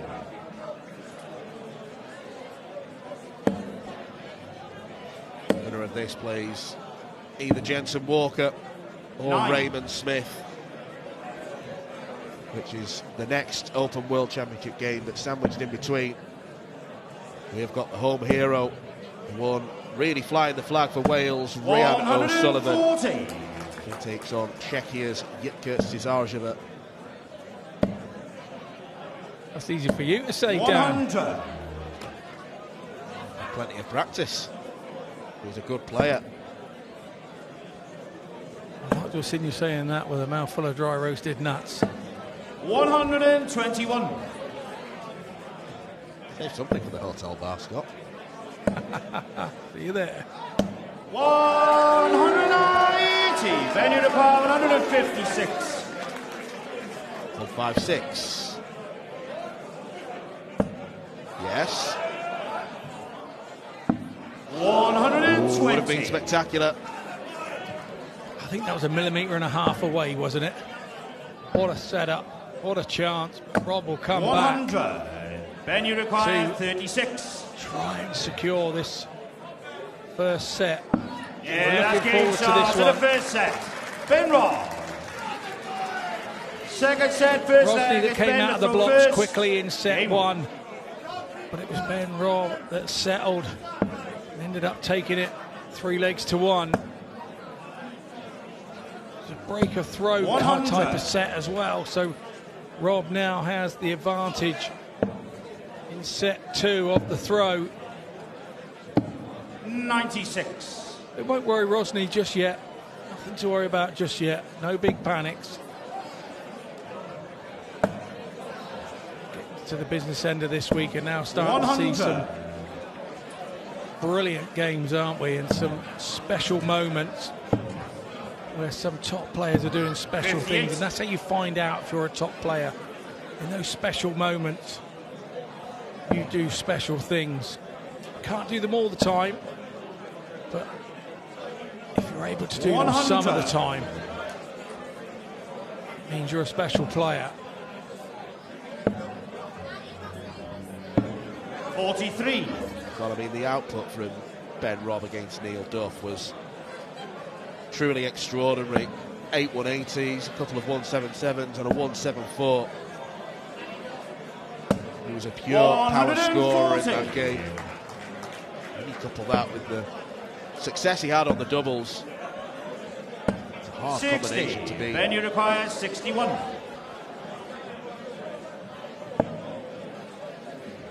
Well, no disaster. 19 for double 16. Part 2's done right, as is part Games on 3. the first leg. Ben Robb. Second leg, Stephen the throw first.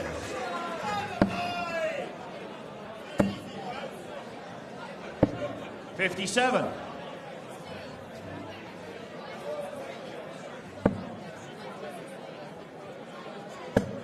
Rosney here is really 60. under the cosh here. Ben Robb playing very nicely indeed. Kind of asserting pressure every time Rosney goes to the board. 92. He's under pressure because Robb is scoring something.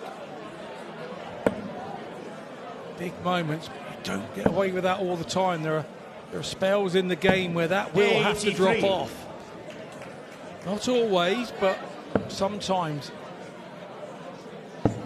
Digging deep when you're not quite in 58. your purple patch or your zone within the game. It's hanging on in there in those moments.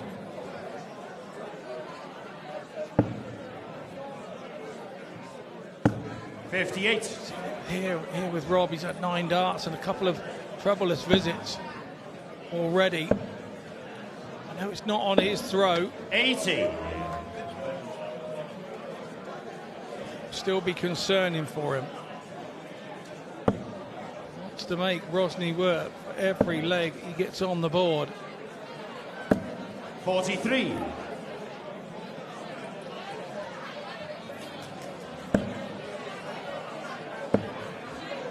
Rosney, this is a way back in. It's a way to gain momentum again.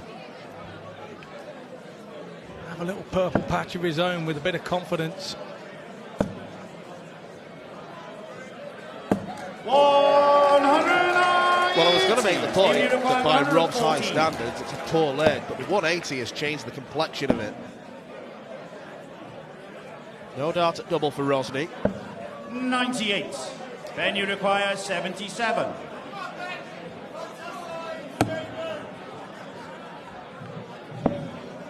Double top. 57. Would have been 5 Stephen, you on the require bounce. 16. Rosney then really needs this. Really needs this. He couldn't get any tighter. The only other place is in. And once again, Ben, you require 20. it's not gone his way.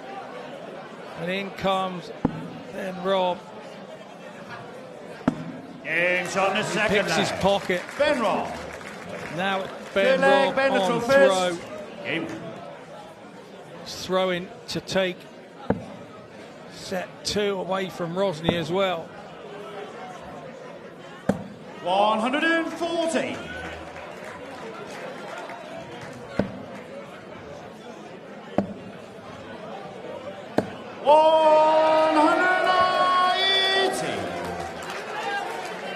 Rosney fighting back. There is an enormous gulf in big stage experience between these two. Robb played at Alexandra Palace 5 times. He's been a representative of New Zealand at World Cups. 136. Of course, that recent ANZ Premier League campaign. Rosney's stage experience relatively minimal. 100. He's part of the Irish team on S4C that played in the Six Nations back in the summer. Along with 86. Defending champ. Then you require 161. Bad last start, leaves 99.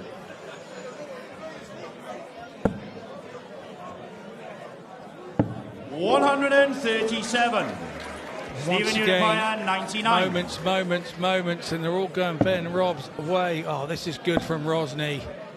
This is good. Oh, lovely from him. Stephen Rosney. 4 flag is Stephen to throw first. Game on. Well, he snapped out of that 5-leg losing streak. 40.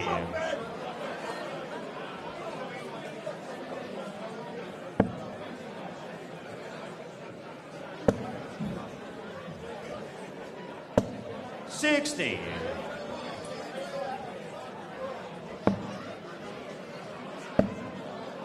Game you feel now just starting 41. to settle down. Thrust of the start. You know, Ben Robb's not going to go away. He's going to continue to hit. 100.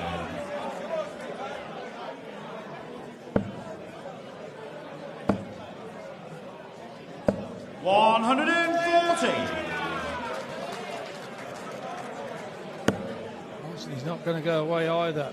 He's going to make this another 121. brilliant game to watch.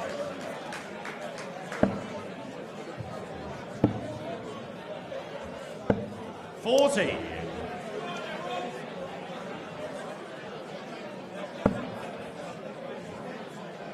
Robb has now effectively turned the throw. Another treble 140. here. And now Rosney is in all sorts of trouble. Looks like set 2 going to get away from him as well. 100. He's battling. Then you require He's battling 80. back. 80 for Robb. 13 scored, unlucky for Robb, but lucky for Rosney. He's now going to get back 30. and have a chance at the 140. Even you require 140. Well, that first dart, looking for a ton, nice and high with the last. 100. Nicely done, so the Then you pressure require applied now. 50. Can Ben Robb finish off this 50? It's 10 for tops. Just in. Game shot and Nothing a wrong second with that. set. Takes the second Ben Robb. set. It's killed Rosney's momentum. He was just getting back into that. Just started to find some scoring. Third set, first leg, it's Stephen to Maybe throw been a bit of a first. Dick Turpin on that leg Game and on. gone 2-2. He had a chance, but it wasn't to be. Robb polished him off. 100. Set 2. It looked assertive, that 50 shot as well. Yes, a little bit overthrown on the 10 if you're going to be critical. It was in the 10 segment, 93. allowed him to hit the double top. He stopped and composed himself, had a little wow moment to himself. 123. Now that he's 2 down, Rosney's going to start throwing with a bit of freedom now, you feel. He's tried all the huffing and puffing. He's now just going to get his head 57. down and start throwing and thinking nothing. Keeping it simple now. 100.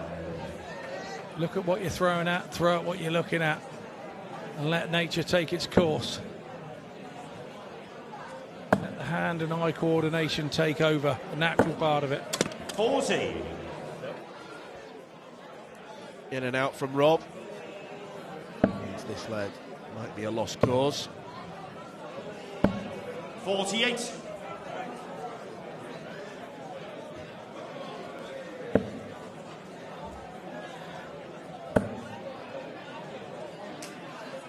It's against the Robb throw, so you Stephen, you need require to put absolutely 130. everything into this. Double eights. 114. Yeah, nice attempt from Rosney. Shows he hasn't gone away. They've been 2 sets down. It's not stopped him playing yet. 133. Stephen, you require 16. Double 4 then. Now he's chasing.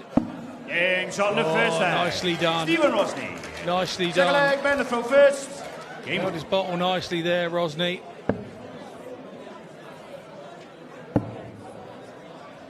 There's something about having 3 57. darts in your hand and going for a double that makes life difficult. Yet when you've got one left on the end of a combination, it always seems a do or die moment when you've got 1 dart in your hand at a double. You see it all the time, no matter what standard of darts you watch. You see it an awful lot. 140. You think that's partly because at the end of a combination finish, you know exactly what dart you're going for, you know exactly where your arm's going to be lined up, and there's almost less need to think? I think it's the other way. I think you overthink. I think you give yourself the situation and you go back behind the ball thinking, I've got to get this, I've got to get this. And I know it doesn't sound right, but saying I've got to get this is kind of a negative thought. 100. In the Then mind you require process. 164. I can get this is another way of saying it, but it's a positive mind process.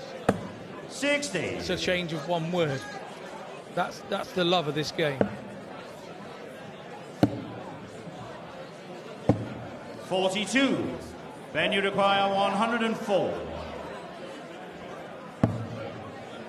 Single 16. Now double top. 84. Then Robb drags it low.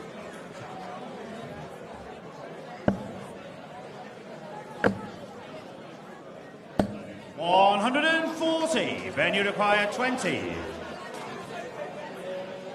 Double set. Getting shot in the second leg. Ben Powered Robb. with authority.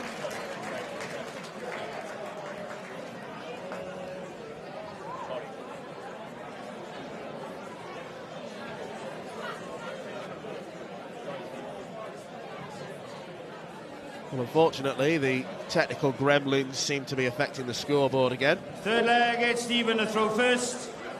Game on. But luckily, only for a short time. A little bit too frequent, isn't it?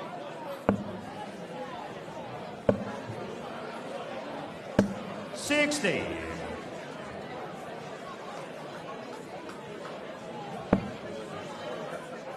Doesn't break the concentration for long, but just long enough. 100. Get right on your go as a player. 96. At a time when concentration has to be at a maximum. Something like that can irritate you, to say the least. 100.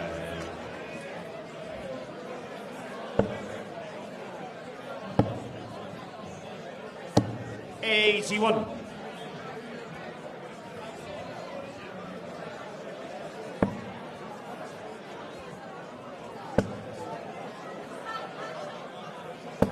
$60.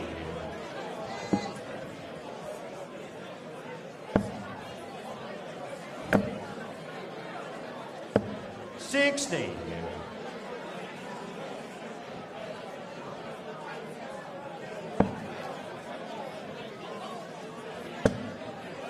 Needs a treble here. 59. Pace has just slowed off in the game a little bit. Both players not quite throwing as quickly. And when that happens, you don't quite 94. throw it with the forward motion and the power and the speed that you do when you throw it quickly. So the dart flies more direct. 81. Stephen, you require 110. 110 for Rosney. It'd be treble 20, treble 18. No, stayed there. 58. Treble 18 with the Then you last. require 101. For double 16. 69. Stephen, you That require before, 52. haven't we? And I think it was the same result.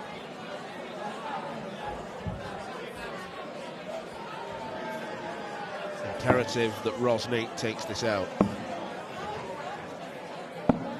42. He doesn't. It's 2 misses. Then you Ben require Robb 32. lands any double with these 3 darts. Like that third one. leg. He's in a Ben position Robb. where he's throwing for the match. Hope I Fourth likes leg it. is Ben to throw first. Ben Robb Game will on. love it.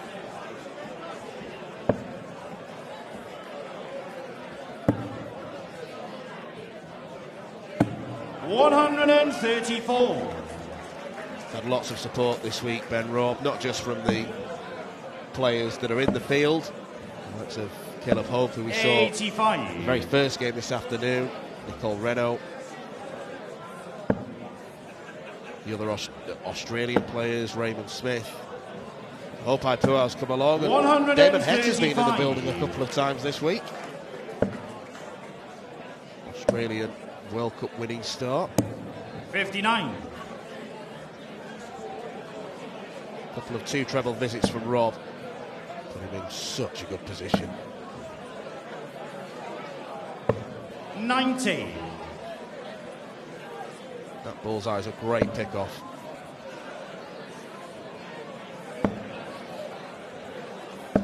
$100. Ben, you require 142.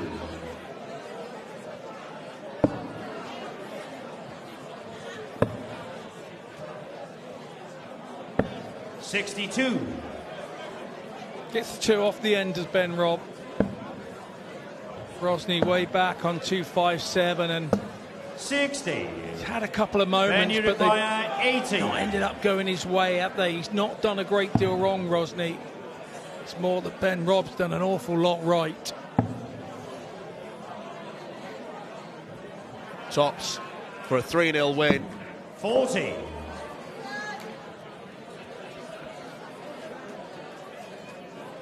Maybe one last hurrah for Rosney.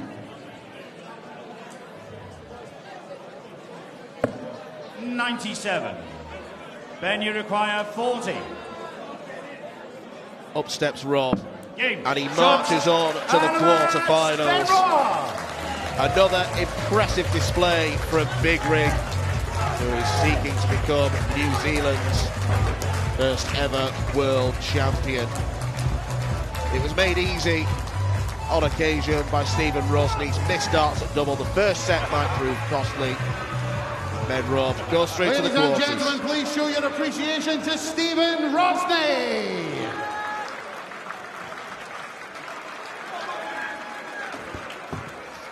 And up to the quarterfinals, Big Rig, Ben Robb.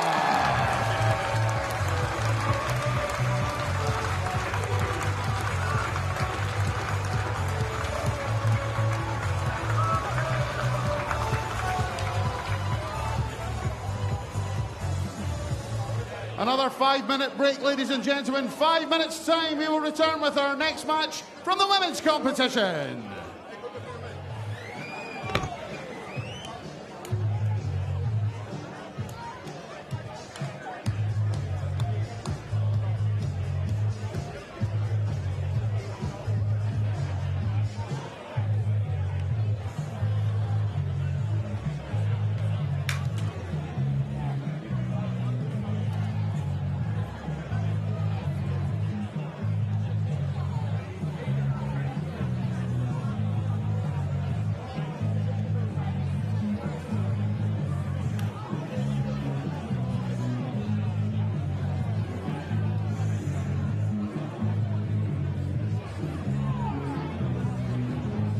Well, before the tournament started, I don't think too many were speaking about Ben Robb as a potential winner. They are now. Stephen Rosney entered the stage first, the Irishman looking to make the quarterfinals himself, but Ben Robb, in high spirits, was simply too strong. He has been consistent across the board this week, maybe not with the fireworks that he produced against Neil Duff. It was a crucial first set where Rosney had darts to win it, he failed, and ultimately it was comfortable for Big Rig from there on in. Stephen Rosney can be pleased with his World Championship campaign, but it was Ben Robb who got the victory, and it's Ben Robb who marches into the last 8 of the competition. Let's hear what he's thinking after his 3-0 win. And I think the celebrations at the end there said it all. How are you feeling? You're through to the next round? Yeah, stoked. That first leg was pressure. The 130, I think like Stephen was in control of the match there, and the 130 kind of brought me back into life, and then we just cracked on and I went my way after that. So I'm stoked, lucky as. Yeah, you came into this one on the back of that really impressive win over Neil Duff as well. How chuffed are you that you've managed to keep that momentum going with another really impressive performance? Yeah, stoked as. You know, everybody that's in this field is capable. So just keep punching through and keep doing what I'm doing. It gives me confidence, and confidence is this game. The more confidence you have, the more chance you're going to win. So yeah, I'm feeling good. And just a word on Stephen Rosney. He's impressed at Lakeside, but what do you think was the key at keeping him at bay tonight? I honestly think it was the 130 peg early. He was all over me, and he looked confident, and then the 130 peg kind of put him off and lifted me. Then I stole that first set, and then I felt like I was just going downhill and he was going uphill, and you know, I was stoked as, but the heart was racing. It's still racing, to be fair. It's still racing, to be fair. I don't blame you at all, Ben. And look, quarterfinals awaits now. How far can you go? How determined are you? I keep telling everybody, like, I didn't come all this way just to play, you know. It's a long flight. It's a long flight. Very long flight, and I came here to represent and take home a trophy. And you can say whatever you want about it, but I believe I can win the whole thing. But I just got to go one game at a time and stay my mindset strong. And you know, I keep saying, like, why not me? It's a game of darts. I can play darts, and yeah, I just want to crack on. And how much are you enjoying? Because I've got to say, you look like you were really enjoying your darts up there on that iconic stage. Yeah, definitely. They're a great crowd. There's a few bandits going out, a few people screaming at me, but it's all good play. It's all good fun, and that's what the darts is about. It's having a good time, and you know, playing with the crowd, and just trying to stay focused on the darts. But it's hard when people are giving you some, but it's good fun. Well, Ben, we can't wait to see you in the next round, so huge congratulations. Thank you. Thank you, diolch.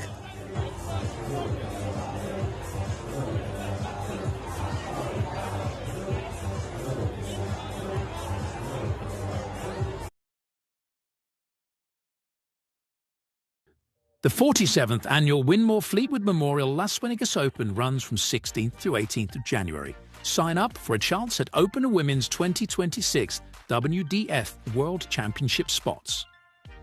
The Romanian Darts Festival is 23rd to 25th of January. Register by Wednesday the 23rd of January to join one of the WDF British Darting Festivals in historic Bucharest. The Toto Dutch Open Darts is 5th to 8th of February. Registered by 15th of January. With 2026 WDF World Championship places on offer, Mr. World's largest darts party. Don't miss it. The Irish Open, Irish Classic and Killarney Open take place in November 2026. The WDF's second biggest festival offers more chances for 2027 World Championships qualification.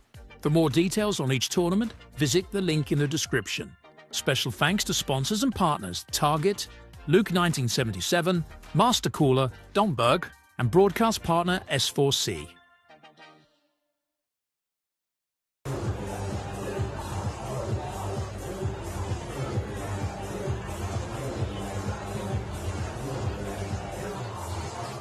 We return to the women's competition here at the 2025 WDF Lakeside World Championship. And we welcome to the stage the winner of 8 world ranking titles this year, the reigning Danube Masters, Slovak Classic and Danube Classic champion from Czechia, Jitka Cisarova. Memory, your landline is burning holes. Recover the damage, bring it all home.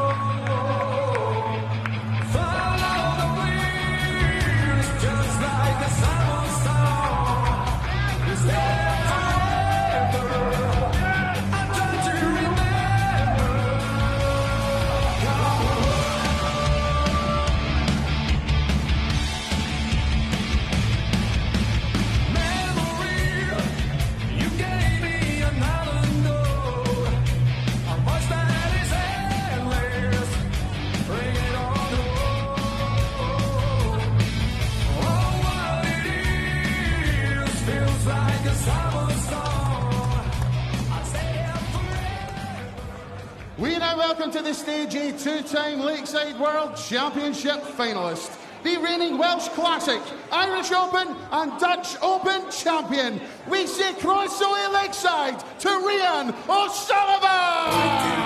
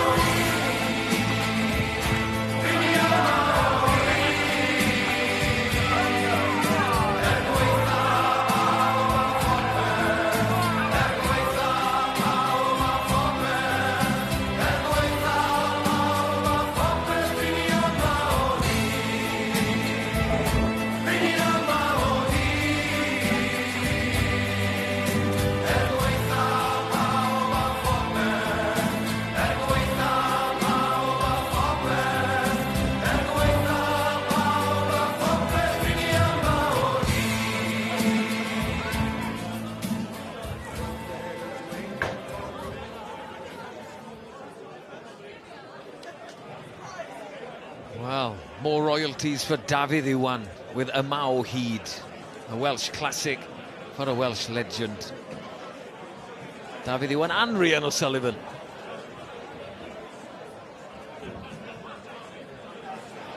Rhian O'Sullivan, as we heard, fantastic season. Won numerous tournaments all over the world, Laura, and she got the Vegas Classic, Dutch Open, Hungarian Classic, Irish Open, Killarney Open. But is she feeling the pressure of the Lakeside stage? Another one like Dieter Hedman, who hasn't won here. She felt pressure in the Welsh Open and the Welsh Classic, and she came through that. And Jitka Cisarova, did I get that right? I believe Was so. that a good attempt? Very good. It's going to be better than mine, I'm sure. You have to kind of try and respect languages and how they pronounce their names.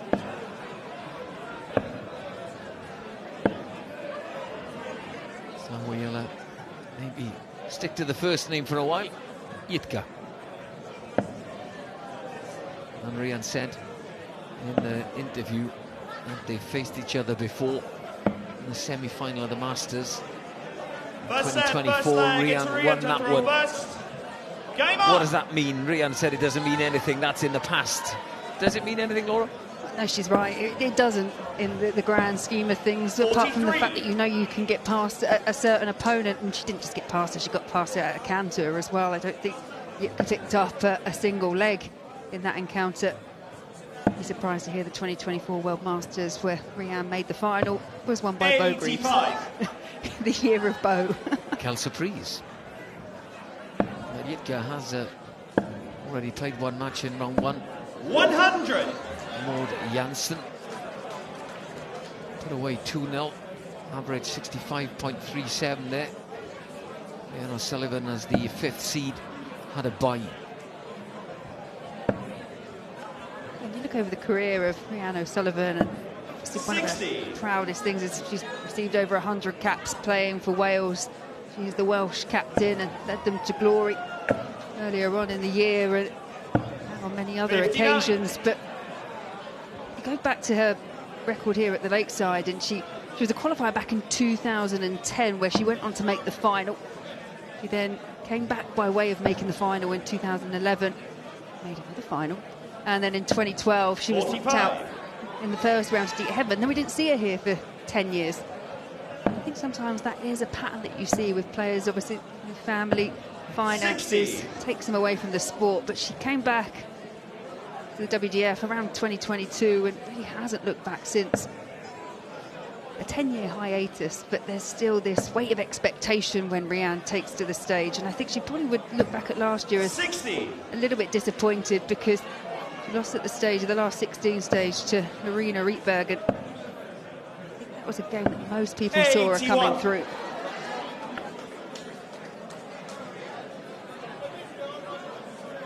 best of 3 sets.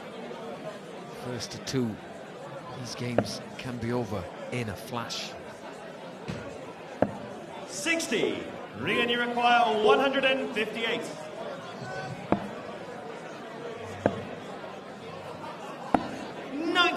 Good cover on the 18s by Rhian O'Sullivan.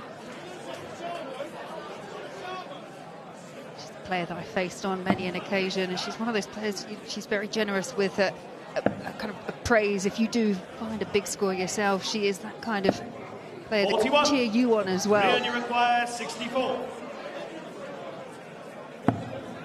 Is there an element of being a little bit too nice? Oh, she was nice there. On the treble, into tops, takes the first leg of this first set. She's definitely all business, though. No, honestly.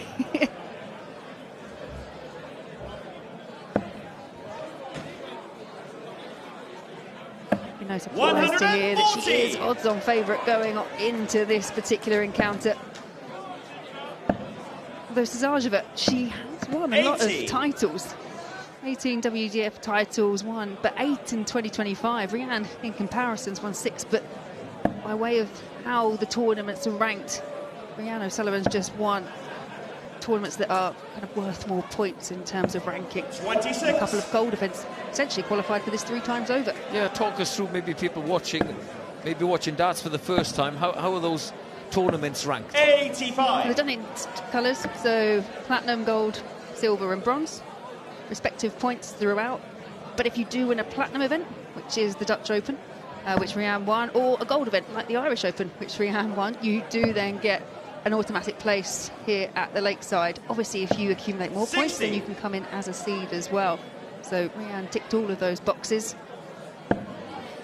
Yeah, she's had a very good year.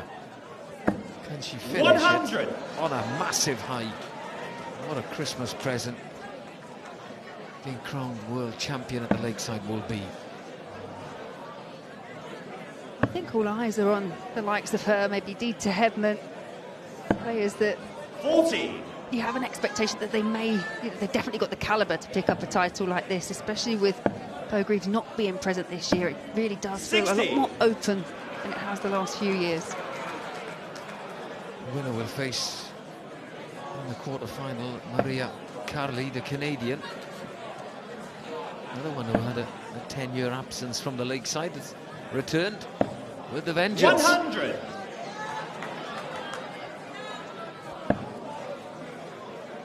Looking to set this one up, Rhian O'Sullivan. 100. Yitka, you require 135. But Yitka has a chance for 135.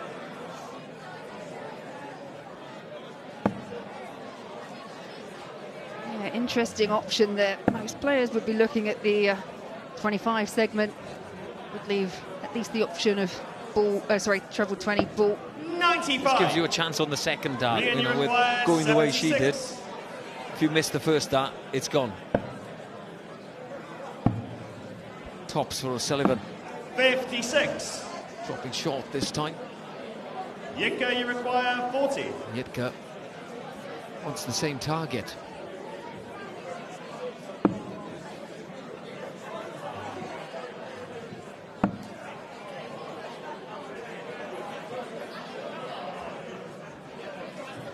Narrowly finds the single 20, but can't find the double 10. So Rhian O'Sullivan, her chance now to go 2-0 ahead in this opening set.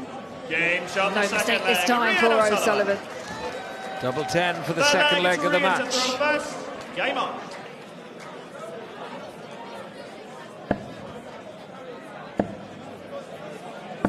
$140. When she finds that treble with the first dart, then the tempo is just... She's deceptively quick because she doesn't rush to the board. She doesn't rush really that first dart. But as you say, when the first one's gone, the next two are in quick succession. Rhian O'Sullivan. Still young as well, still 44. 135. 3 trebles. Treble 5 on the last one. Yitka, 50 years old. Spoke about the different spectrum of ages in the competitions. It truly is, darts is a game for everyone. Yeah, just look at Mitchell Lawrie at 15 years old here, doing the things he's doing. You look at someone at the other end of the spectrum, in their mid-60s, you're telling me he could dominate the darting world for 50 years. Absolutely. Dieter Hedman still going strong at the age of 66. It's some achievement to do something like that. And some achievement for a 15-year-old to be doing what he's doing at the moment. Winning big tournaments. Rhian, you require 86. Back to this one. Rhian O'Sullivan looking for 86. 74 left.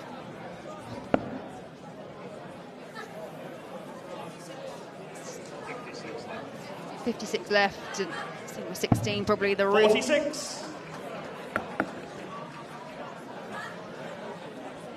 You're allowed to ask for a little bit of help, I guess. That is what the referee is there for, not just to call out the scores, but help you out when you need to know what's left. Yeah, I think I'd have my own personal referee. 140.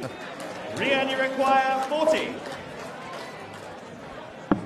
Tops for Rhian O'Sullivan Game shot for the first set. Rhian O'Sullivan. Second set. Not under any pressure at all, really, there. In that first set. Jitka Cisarova not really finding the target in the first set. 22. Not on that first visit. That's the first leg of the second. You just get the feeling that Rhian O'Sullivan's just warming 60. to the task. She finished off that set in 14 darts. She's restricted Jitka to just a couple of darts, and that was in a leg where she threw first.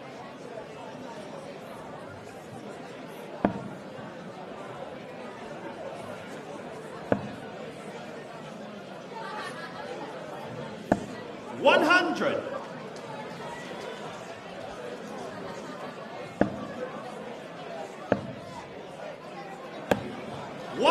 Treble on the last dart there for O'Sullivan. Just get a feeling this could end quickly. Oh, absolutely. Saw in the crowd Eve Watson looking on. She got her win 100 this afternoon against Aileen de Graaf. Well, if they were to win, well, if Rhian wins this, and if they both won their quarterfinals, you'd have Eve Watson against Rhian O'Sullivan in the semi-final. Be good for Welsh television. Guaranteed a finalist 60. from Wales. And the way they've played, Eve Watson so far, the highest 2 averages in the women's tournament. She had the highest after her first game 80. and then upped it in a 2-0 victory over Aileen de Graaf earlier on. Rhian O'Sullivan keeps playing in this same vein. She's averaging around 85 marks, so going to smash Eve's top average. There could be a little bit of a competition 59. going on between the two of them. Rhian, you require All 161. competition is healthy. No matter if you're friends and teammates.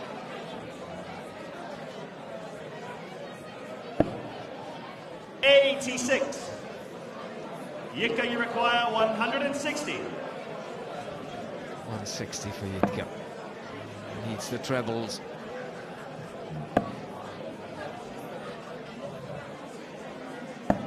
$100.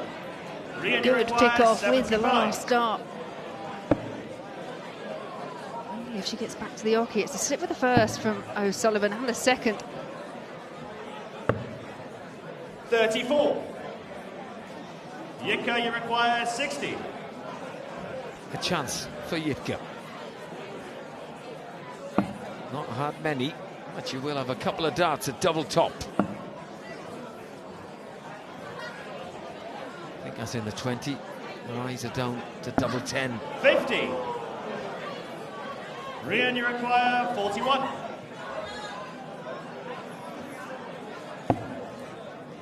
Double 16.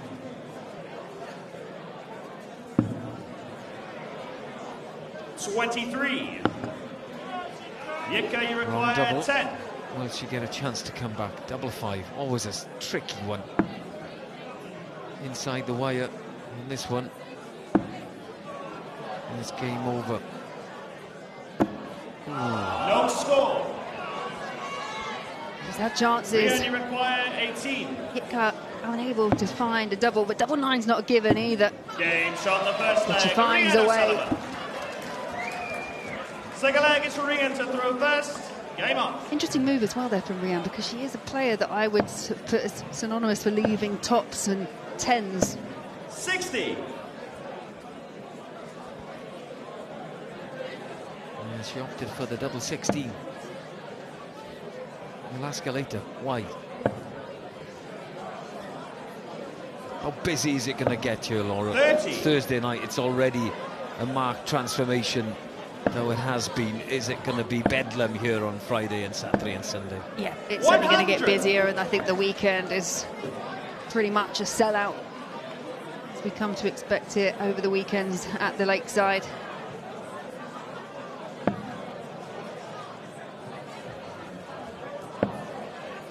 I guess it's a different darts fraternity a little bit, you know, to 60. what goes to the PDC for those big nights out. And this is a crowd that stays somewhere and stays for the whole weekend. Yeah, absolutely. It attracts people, some people that have just been coming year on year to the Lakeside. I actually recognise quite a few of them from the crowd as the cameras pan over. Well, they enjoy it, just keep coming back. 62.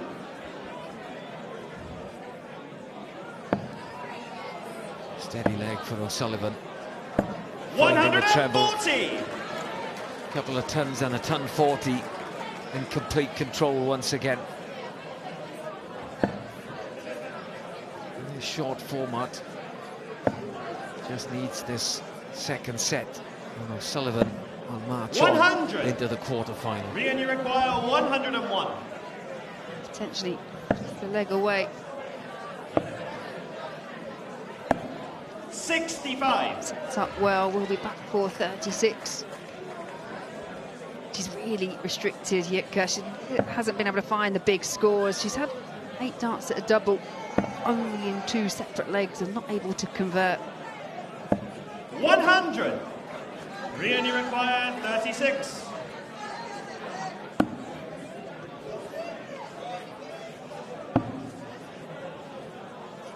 Double 2 after all of that. 34. Finishes in the UK, you madhouse. require 149. Oh, 149 is not going to go, but double 1, sorry, is most definitely not my favourite. I've got a bad history of it. You wouldn't choose to leave it, would you? You wouldn't, especially not from a position of being on double 18. Worst double on the board. Game shot for Rhian O'Sullivan. Third leg, it's Yitka to throw first. Game on. I set Rhian up there. Just gave her the tools to finish off. But is it the worst double on the board? They're all the same size. I think it's just that feeling that if you go inside, you know your throw's over, so you might just be a little bit more 100. tentative. You've got to be confident and attack it.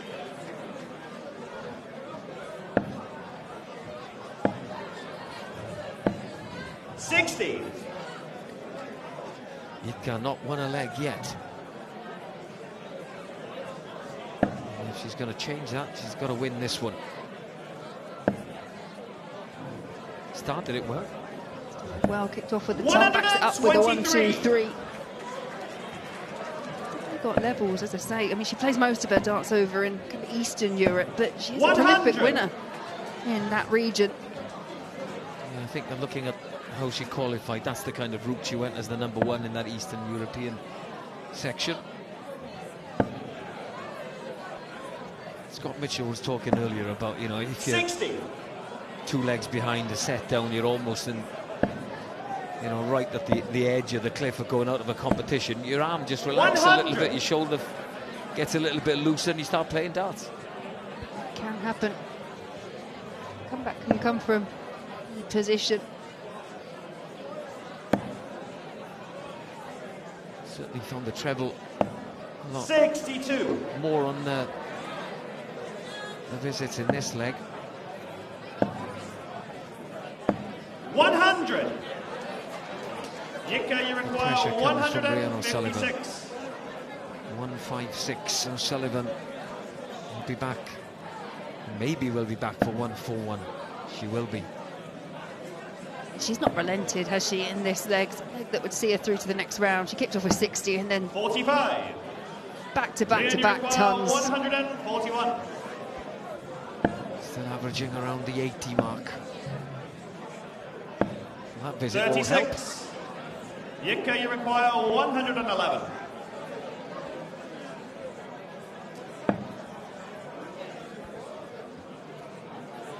Treble 17 would be the route, but can't find it. O'Sullivan, potential match-winning dart coming in. 48. Rhian, you require 105.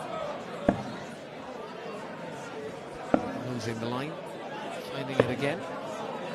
60. One match dart come and Yitka, gone you at the require bullseye for 63. Rhian O'Sullivan.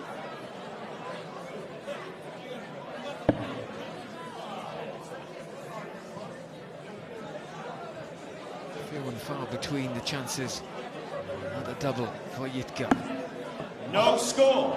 She finds the wrong bed, double 10. Rhian, you require 45. One score back to 63. Leaves O'Sullivan on 45. 16s shot, again, and the this match, time for the Rhian match O'Sullivan. for Rhian O'Sullivan. 6 legs won, 2 sets, and she marches on into the quarter-finals. Good performance from Rhian O'Sullivan. The averages were about the high 70s, I think, for her at the end. Gentlemen, keep your And applause she didn't give going for Yitka Cisarova. a chance in that one. Missed a couple of darts at a double, I think in 2 legs. Dominance by the Welsh captain, the Welsh hero, Rhian O'Sullivan. How far can she go, Laura? As I said, she comes in as one of the favourites, and you know why, and you can see why. It was a really solid performance, including that 14-dart leg to win set number 1, finishing pretty comfortably in the end. And sometimes that first game is the hardest one to get past. She's done that now, and she's in the tournament. We return to the open competition with Jensen Walker taking on Raymond Smith. Yeah, Jensen Walker against Raymond Smith. Back in the open competition next. Short little break, but we should hear from Rhian O'Sullivan. Not entirely sure if... Do you guys get on the English commentary, do you get the interviews going out? I'm not entirely sure. If they do, I'll try and translate. Yes, but I think this might be the first one live that would actually be in the Welsh language. We'll have a recap first of what happened in the match. A match that Rhian O'Sullivan dominated, smiling when she came onto the stage, smiling as she left as well.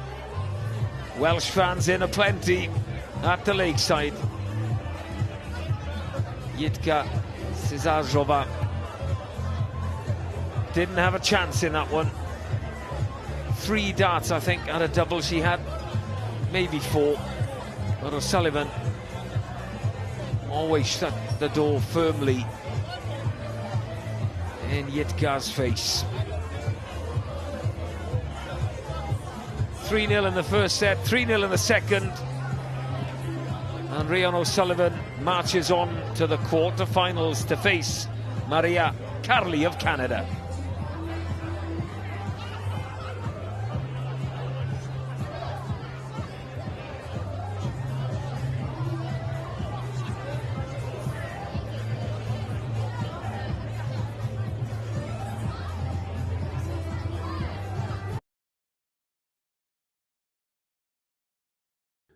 The 47th annual Winmore Fleetwood Memorial Las Vegas Open runs from 16th to 18th of January. Sign up for a chance at Open Women's 2026 WDF World Championship spots. The Romanian Darts Festival is 23rd to 25th of January. Register by Wednesday the 23rd of January to join one of the WDF British darting festivals in historic Bucharest. The Toto Dutch Open Darts is 5th to 8th of February. Registered by 15th of January. With 2026 WDF World Championship places on offer, Mr. World's largest darts party, don't miss it. The Irish Open, Irish Classic and Killaloe Open take place in November 2026. The WDF's second biggest festival offers more chances for 2027 World Championships qualification. For more details on each tournament, visit the link in the description. Special thanks to sponsors and partners Target, Luke 1977, Master Cooler, Domberg, and broadcast partner S4C.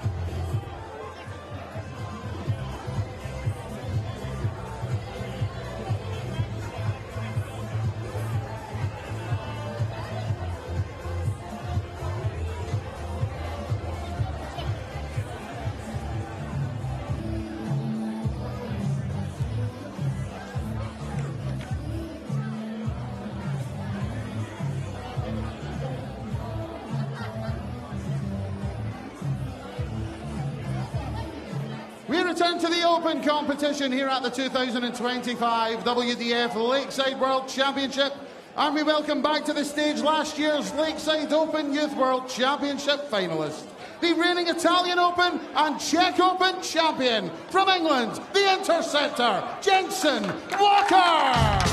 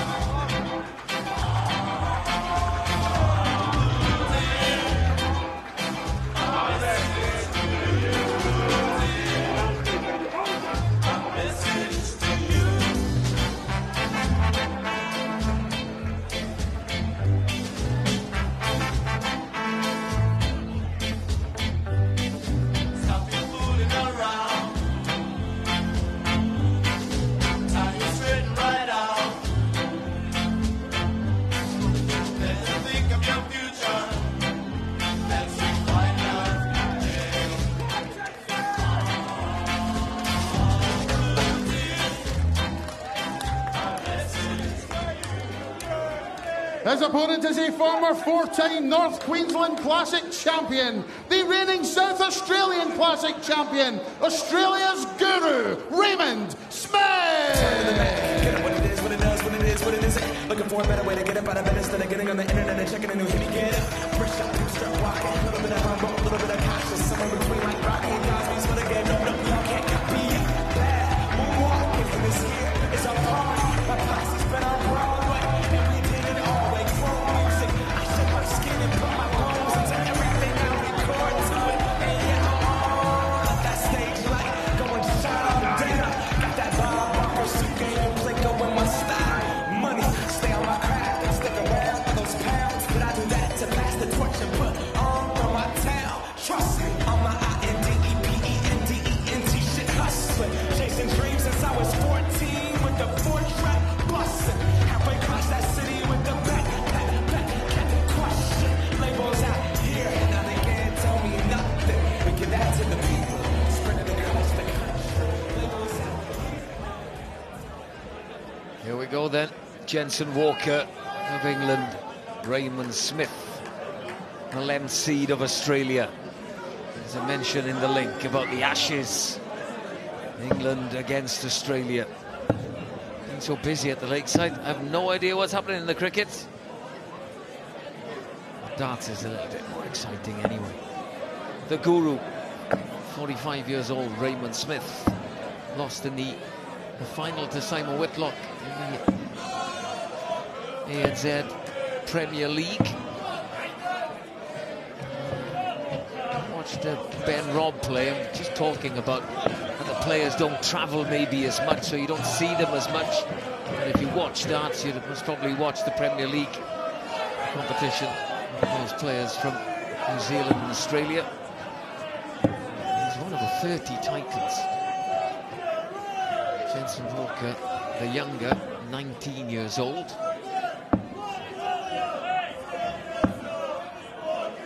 He's played 2 matches. Thank you, ladies and gentlemen. First set, first leg. It's Brejcha Jansson to throw first. 3-0. Game on.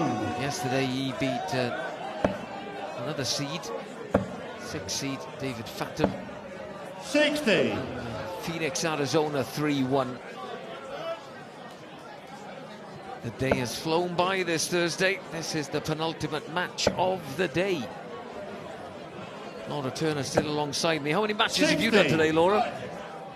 Let's count. This must be number 6, I think. 6 of 12. Just get caught up in every single match, and I think it's just the afternoon session. I think it kind of feels like yesterday now. Walker averaged 84.04 in his first match, 78.24 in his second. 60. You kind of feel that needs to improve.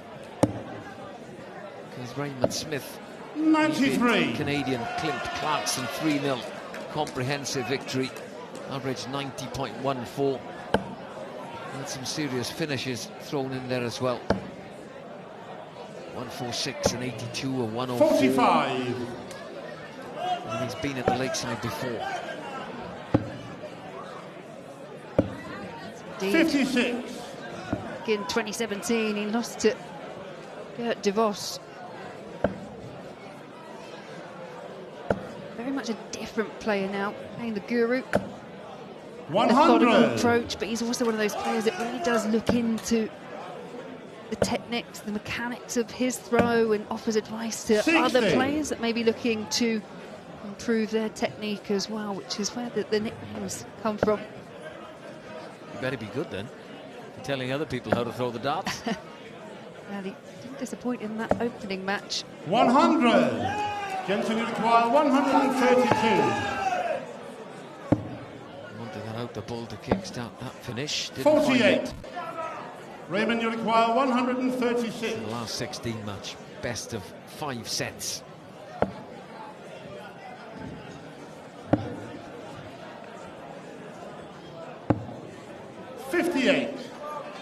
Jansson, you require 84.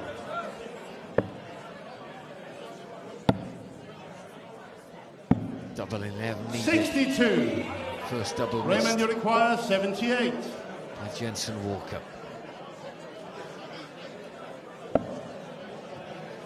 Double 12, 2 darts added. 63, last dart doesn't count. Jansson, you require 22. Stepped over the oki, didn't he? It's like that last one.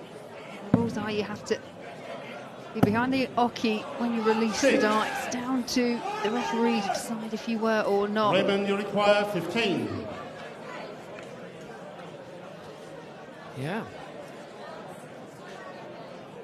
Referees need good eyes to see backwards. Doesn't really matter in the grand scheme of things. Second leg is Raymond to throw first. Game on. Raymond Smith didn't seem too happy with the decision, but it didn't affect him. Yeah, it's all about, for referees, it's about trying to engage that peripheral vision. 57. You do have to watch, not just, I don't know if you notice, when you look at the overhead shot, there's actually, it's the oki which is raised, but there's actually 41. a black tape of line, black line that extends past that for players when they're trying to find that angle to make sure they don't actually infringe and step over the length of the oki.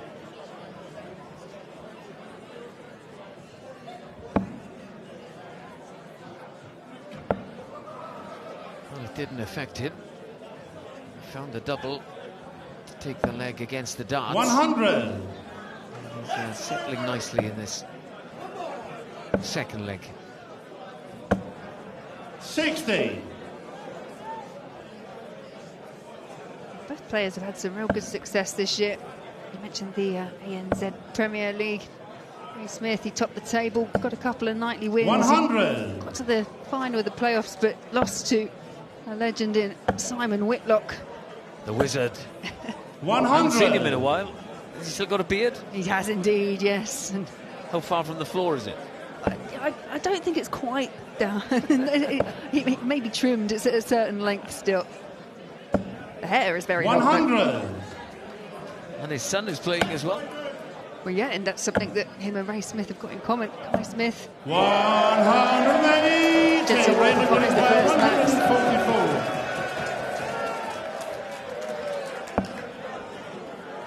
144. Raymond Smith's son, Kai, he's played both here and at the Ali Pali in the last few years. 60. Jansson, you require 120.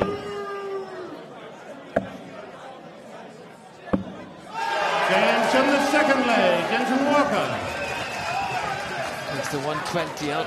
Third leg is Jansson to throw first. Breaks Game straight on. back against 11th seed Raymond Smith. 177. He's on a 9-darter. You mentioned it too soon. He can't hear me, it's all right, I won't affect him. Can't be commentator's curse. I'm at least 40. 4 walls and about 30 feet away. 134. Great leg from Jansson Walker. 177, 134. Back comes Smith. 140. Jansson Walker has played in a final at the Lakeside before. 96. Youth final last year. Lost that one to Archie Self. Self is back as well in the competition. In the youth competition, 60. that is. Jansson, you require 94. Went for ball, which was a double 16. 44. But plenty of time on his side.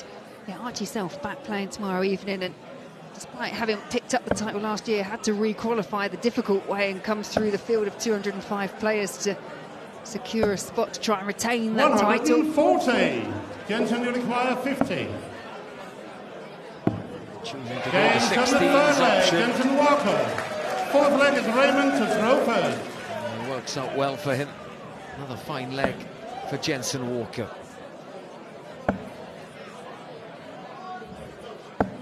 180. First 180 for the Guru. Ooh. 135.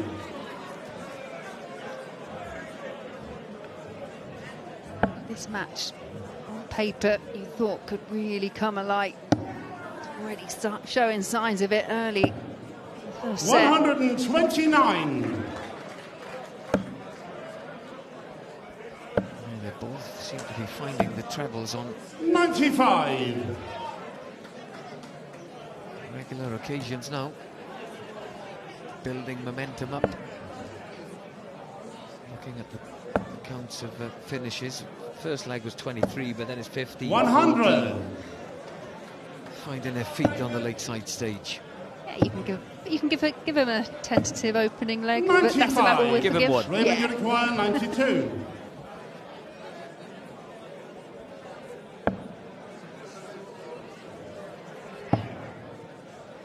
Stay there to leave 52. top 20 returns.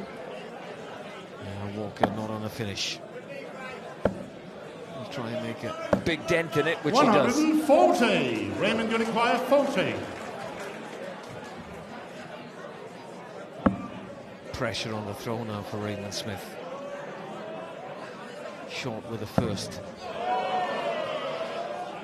Wide with the second and the third. 20. And that's what pressure can do. Jansson, you That require 140 36. from Jansson Walker has given him this chance to take the set. Jansson, the first set. Yeah, take the set he Walker. does. Second set, first leg is Raymond to throw first. Raymond Smith, like he was bruising to level that first set up at 2 apiece, but Jansson Walker, the setup play was brilliant. The execution for the finish was just as good. He had different ideas to Jansson Walker. I think Jansson might be able to navigate this game because he got a little bit embroiled in his match against the number 6 seed. Yeah, he did. Yeah. Got distracted by Fatum's sort of psychedelic shirt. I just think this is just a very much more business-like type game. This will be done in. Is it the case that his opponent suits him better as well? Yeah, they're just both players. They're the type to just get up there and get on with it. Yeah.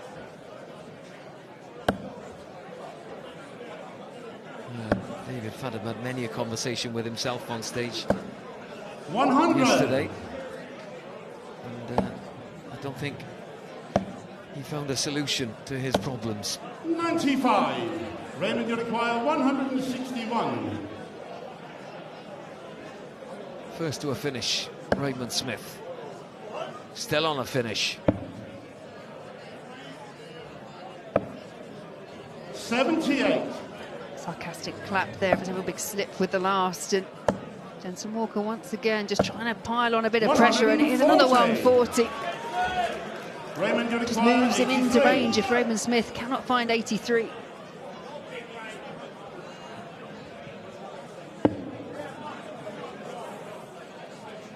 Great first start, wide with the second. And the third again. Jansson, you require 108. Doubles for Doe.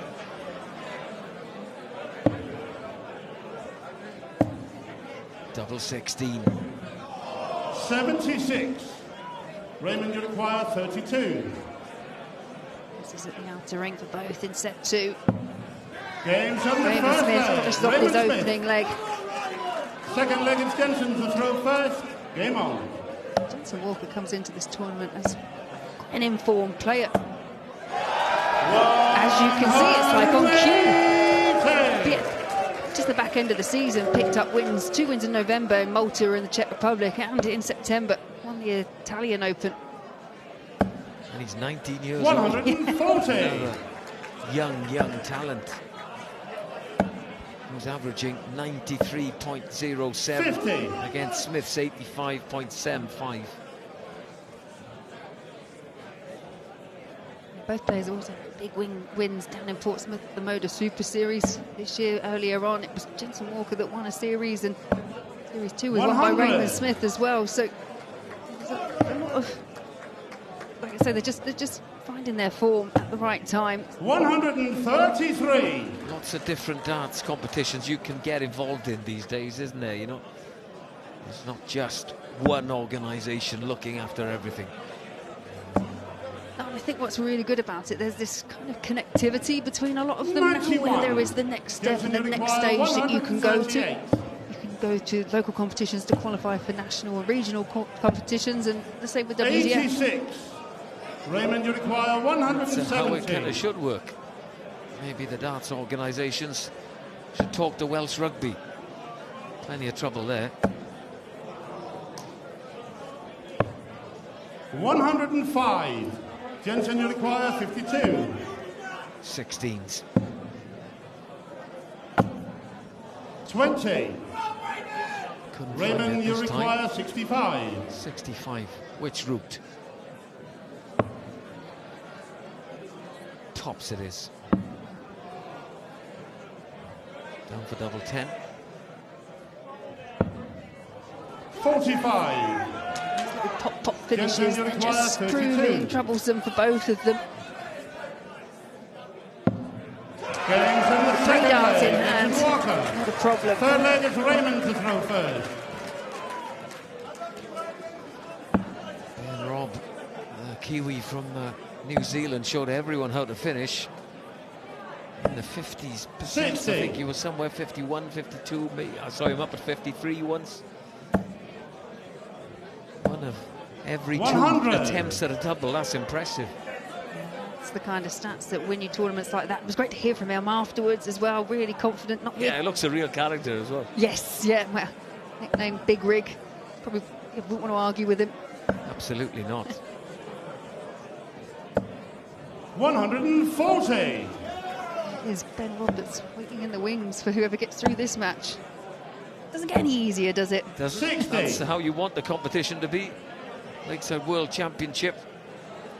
Will we see England take on New Zealand, or will it be Australia against New Zealand? Will they play for a little mini Bledisloe Cup?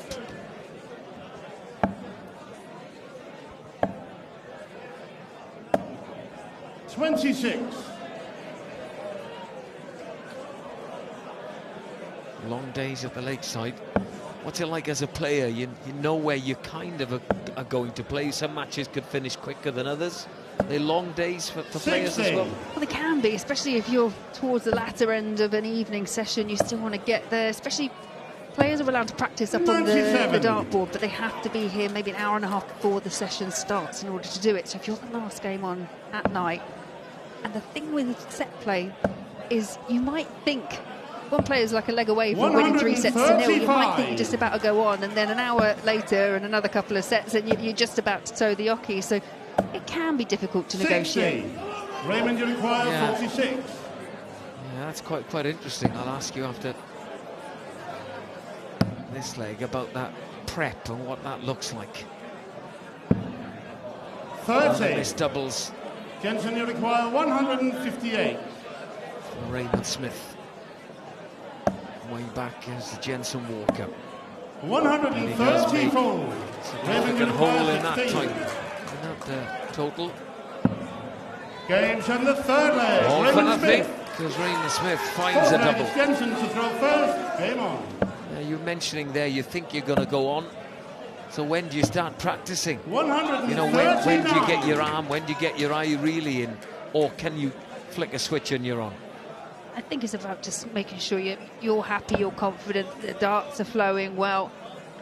I know certain players that would actually say, do an hour or so and that's about it. Some half an hour, some will be on the practice board the whole time. It just depends what suits you as a player. And it's something I think you would learn more and more as you play at these levels. You have to remember, like, a player like Jansson Walker, despite his CV in the darting world, he's here on debut. Practice boards and behind the stage show. See the players who are just about to come on practicing. As Raymond Smith hits his second 1080. 98. Important last treble from Jansson Walker. Gives him a chance at 167. Smith looking to get down to double figures. 100. Jansson, you require 167. Waste no time with the first messy visit. 76. Raymond, you require 81. 81 for the set. 12. Well, it's double 13, treble 12 found. Right second set. bang in the middle of double 13. Takes the set. Oh, Third set, first leg, it's Jansson to throw first. Game on. I think our scoreboard is wrong there. I am think right, you're aren't right. I? Yeah, I've just had Yeah. a look. We do have a backup scoreboard in here. Yeah, don't worry. I was with just you. about to say, just takes the set and then it's 2-all. But I was right. He did take it 3-1. He did indeed. So we are one set apiece. 100. It's been a long day and I thought, I'm hallucinating. No, I'm doing the same. 59. There we go. Aha! Jansson Walker, Raymond Smith, set apiece.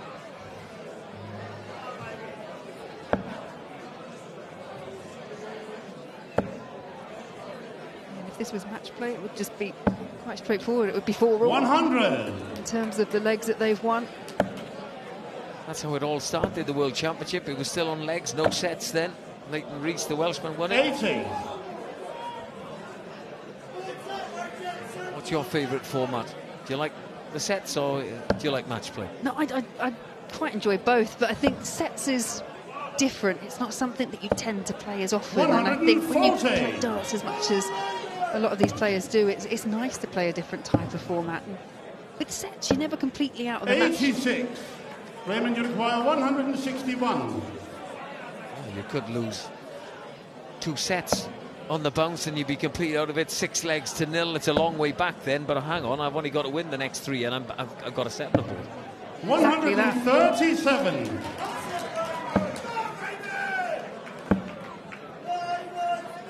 Raymond down 100. double 12. Raymond, you require 24.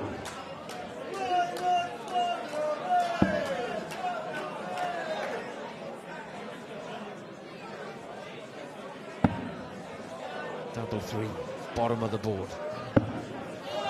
21. Jansson Jansson, you require 80. Gets a chance at 80 then. Tops for a holder throw.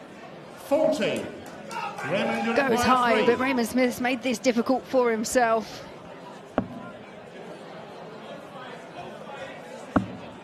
Gains on the first leg, Raymond Smith. That's real reaction you've seen from Raymond Smith. Second leg, it's Raymond to throw first. Game on. You often see it after they win a set, but when it comes down to bigger reactions on a leg, you can see they're really thinking about that finishing line. I celebrate if I hit double 1. 100.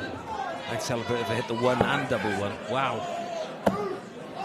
It's that type of 99. shot. Make sure of the single number. We say that quite often, but it just feels even more imperative when you're going for a shot like 3.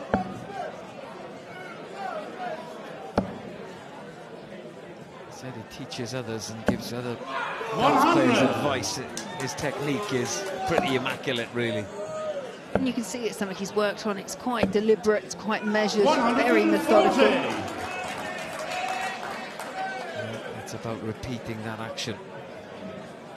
Very static on the hockey. Good release. Just look at where the arm is positioned right at the end, the finger pointing towards 60. the board.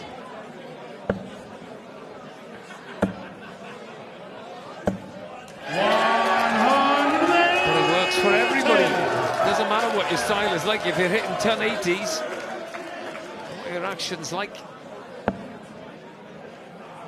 Because that 1080, that's what Jensen Walker on a 2-dart finish. 43. Jansson, you require 82. 17 tops. 62. Pacey, Jensen Walker.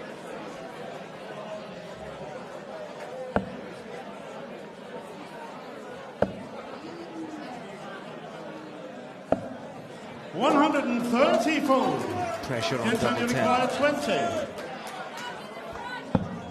Gains on the second leg. Deals with it and Jansson finds Walker. double 10. All square in legs and sets. Third leg, it's Jansson to throw first. Game on.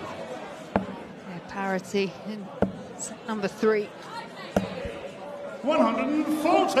Just one of those matches you feel it's going to a deadlock at the moment. Separate either of these players. Just a couple of points in it when you look at the average, but it really is minute. 60. There are the averages for you to see. 58. 91.6, 87.88.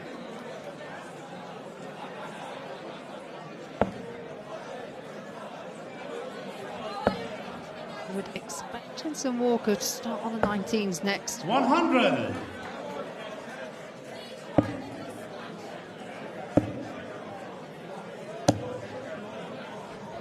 See there as well. Not just thinking about this visit, but thinking about the next. Yeah, and that's what players do. We spoke about it yesterday, and a lot of players now, they're thinking about what they can leave after throwing that first dart, wherever that lands. They've got a plan. 60. The execution doesn't always go to plan, but they know what they want to do. 133. Well, Jansson Walker's brain must be working very, very fast. Because he lets them rip.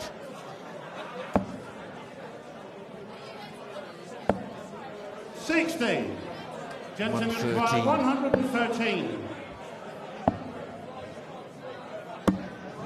Great finish.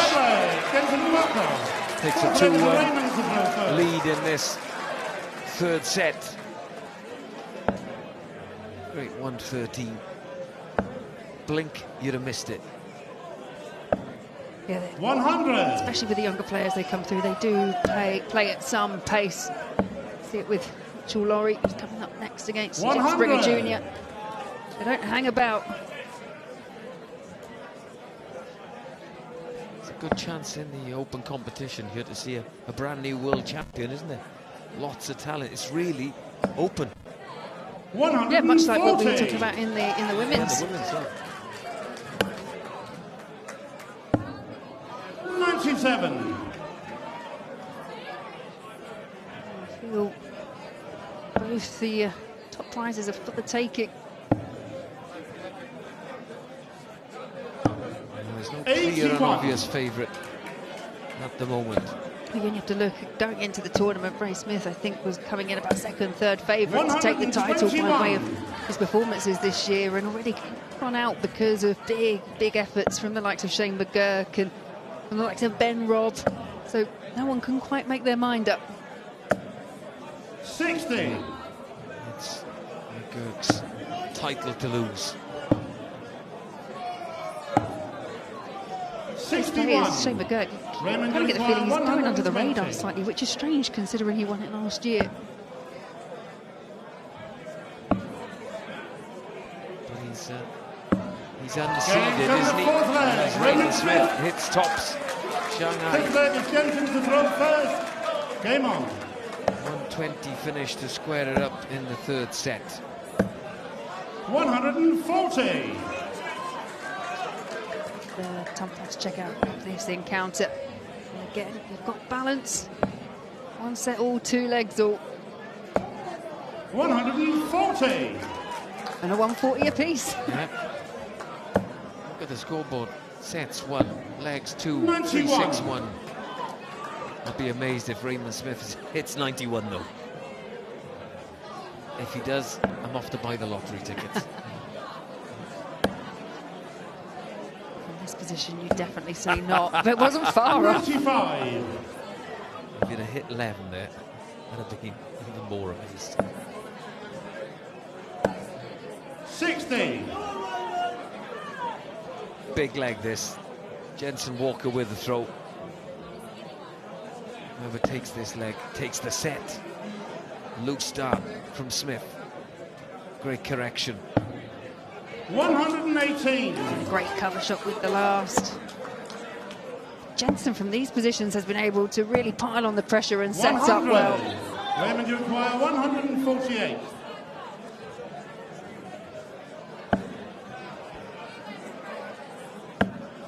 Oh!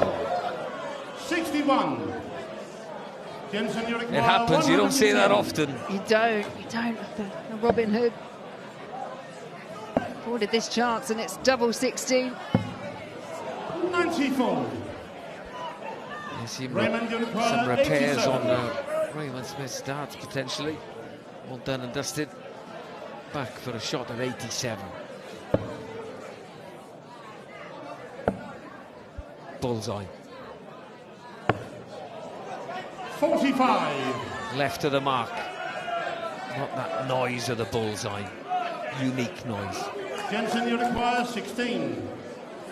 This could be massive for Jensen Walker. It's a set that he threw first in. The set that he's got. Jensen Walker does go 2 sets to 1 up in a match that is really hard to split. Game on.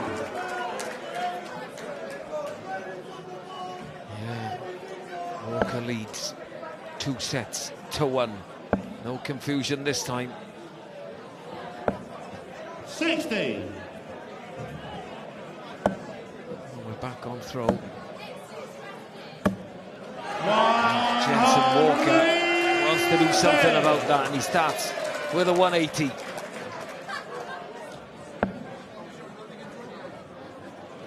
Number 6 in this match. 100. So it's the moment that Jensen Walker is able to make his move, because 60. he's find a way of breaking Raymond Smith. in this fourth set, then you would definitely say it's advantage Walker.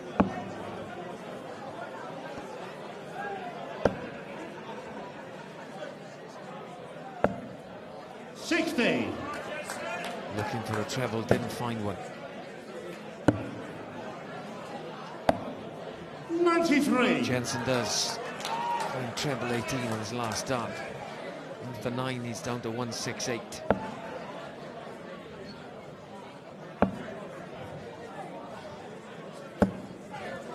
Another treble-less visit for Smith. Jansson Walker this leg, not much problem here in the big trebles. 118, 136 to set up. Treble 16 when he returns. For a 13 darter.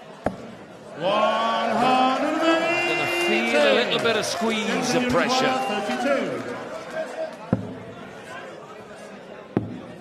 Goes from the first leg, Jansson Walker. Double 16. 2 legs away from a place to throw first. Game on. in the quarterfinals for young Jansson Walker, 19 years old. 134. Jansson Walker rendering that 180 from Ray Smith at the back end of the leg absolutely academic. We quite often think it's pressure applied. 131. But he just don't seem to feel it up there. The younger players, we said it when we've been commentating on the likes of a Mitchell, Lawrie, they're just fearless when they go up to the oche.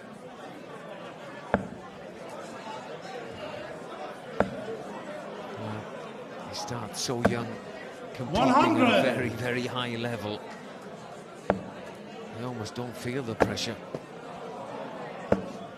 80.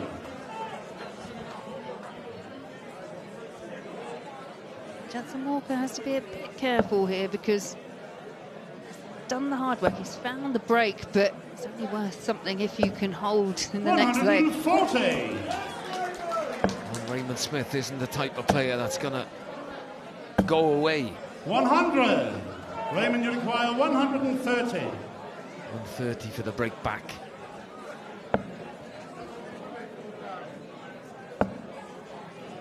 Bullseye. Gains from the second leg. That's the noise that he wanted to hear. Centre of the board. 130 to throw first. Game on. for Raymond Smith. Gets him all level in this crucial fourth set. That is some response to being broken in a set that you cannot afford to 41. lose, because 12 dart and 130 finish.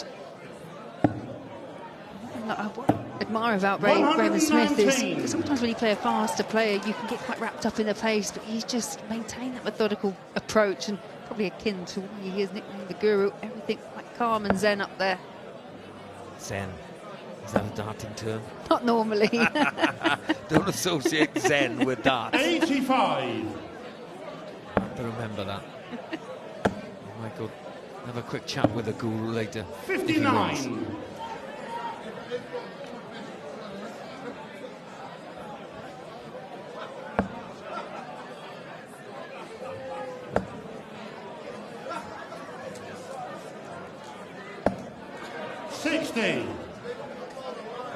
Both players averaging over 90 in this game.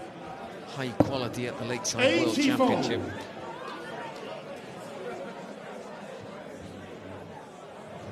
As we start getting to the back end of the week and into the business of the weekend, you come to expect players just have that extra sense of urgency 100. as that title gets closer and closer. Who's impressed you the most in this men's tournament? Hard not to look past the likes of a Mitchell, Lawrie.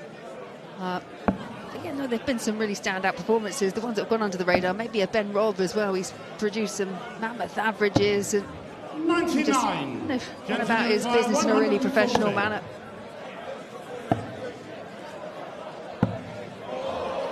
$124. Raymond, you require 116. He's hit a 130. Can he hit a 116?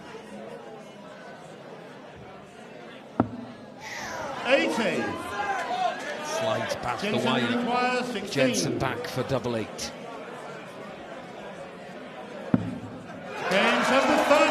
Set number 4 is proving to be a bit of a breakathon. One of the darts have gone with throw, and Jansson Walker now does have the advantage, but it doesn't seem to be that much of an advantage in this set. And he is on the cusp of victory here. 58. He's got the darts. For once, can he hold?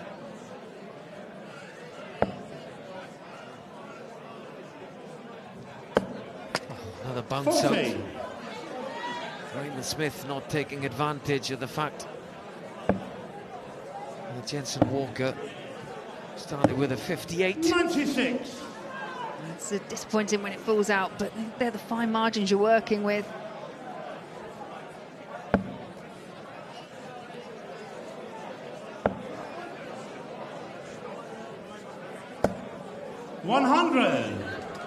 Important last treble there. 120. He stayed up. I thought he was going to switch, but he didn't. Sometimes when you're trying to spot a player that plays at that kind of speed, they might look down and up in a rapid second. 60. They don't even know half the time, I think, where they're going to go until they let it go. Well, I've seen a couple of the young players practice with no-look darts. 91. Wow. They can do anything.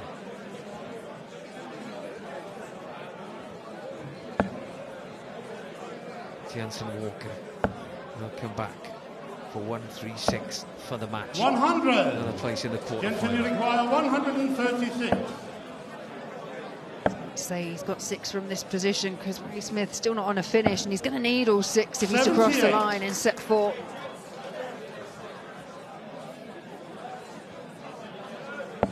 How much pressure can the Guru build? Can he find some extra zen? 140. Jansson, you require 58.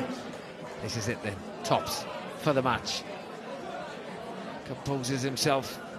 Middle of the bed for Jansson Walker.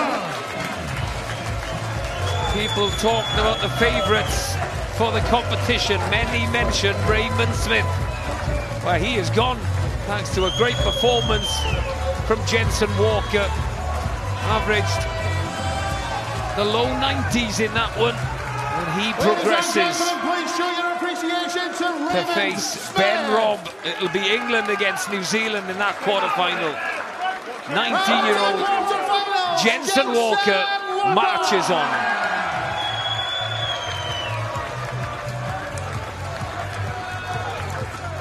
He looked good in that one, Laura. Looked really good. Like you said, against David Fatum, he looked a bit flustered. His opponent was not getting under his skin, but just put him out of his stride a little bit, didn't it? Tonight he looked really in the groove there. Yeah, he looked really good. Both players did. There was very little to separate them at the midway point, and it was just a couple of breaks of throw for Jansson Walker at the right time, and just caught Raymond Smith on the back foot. Slightly higher average, but overall great performance from both. But it's Jansson Walker who carries on. He does. The darting ashes go the way of England and Jansson Walker. The Guru couldn't find what was needed.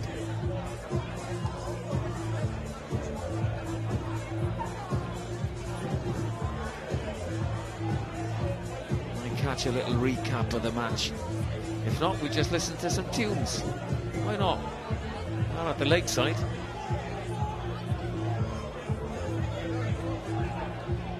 One more match to come. We've spoken about him. Mitchell Lawrie is back on the hockey. Taking on Jeff Springer Jr., who kind of free pass into this round by way of Andy Davidson. Well, that was the last dart. A short roundup indeed, but you saw the crucial dart. Double top, centre of the bed. Jansson Walker, on you go to the quarterfinals.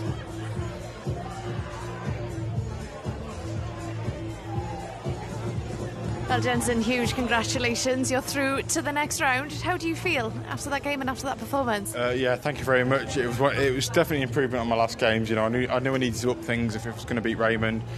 I don't know how good the performance was, but I felt good personally. And luckily the timing was unbelievable, so really pleased with that. Yeah, coming up against someone with as much experience as Raymond has, you know, what did you need to change? In what sort of elements of the game did you need to up your game? It was all timing, really. It was all timing. Timing problems. And bringing it more consistently, really. Luckily I managed to bring both. It was an exhausting game, really exhausting game, because he made me work for everything I got. I had to work for. I had to finish in 15 or 16, or, you know, it was 5 or 6 visits. You know, it was tough. He made me work for it, but luckily I managed to get over the line and so over the moon to call myself a winner in that one.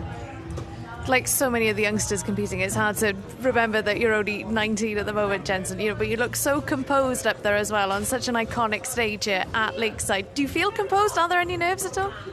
Not really, no, not really. I think the last 2 games it weren't really such nerves. My performance level wasn't quite where I've been all year. Just one of them games where, you know, you prepare well and everything goes well on the practice board, and it just doesn't quite happen when you get to the stage. But I've been managing to get over the line, which is all I care about. There, it was much better. It was a better performance, so I'm more pleased with that. Yeah. The darts are coming thick and fast now, Jansson. So, you know, what's the next step? What's the priority for you in terms of going into the next round? Chill out tonight, prepare. Big match tomorrow. Ben Robb, I think. Prepare well and try and come out all guns blazing for that game. Jansson, look, huge congratulations, and we will see you in the next round. Well done. Thank you ever so much. Dion, thank you.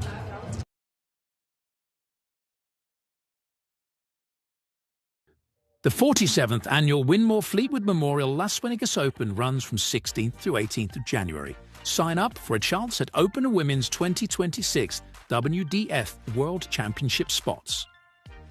The Romanian Darts Festival is 23rd to 25th of January. Register by Wednesday the 23rd of January to join one of the WDF British darting festivals in historic Bucharest. The Toto Dutch Open Darts is 5th to 8th of February. Registered by 15th of January. With 2026 WDF World Championship places on offer, it's the world's largest darts party. Don't miss it. The Irish Open, Irish Classic and Kantele Open take place in November 2026. The WDF's second biggest festival offers more chances for 2027 World Championships qualification. For more details on each tournament, visit the link in the description. Special thanks to sponsors and partners Target, Luke 1977, Master Cooler, Domberg, and broadcast partner S4C.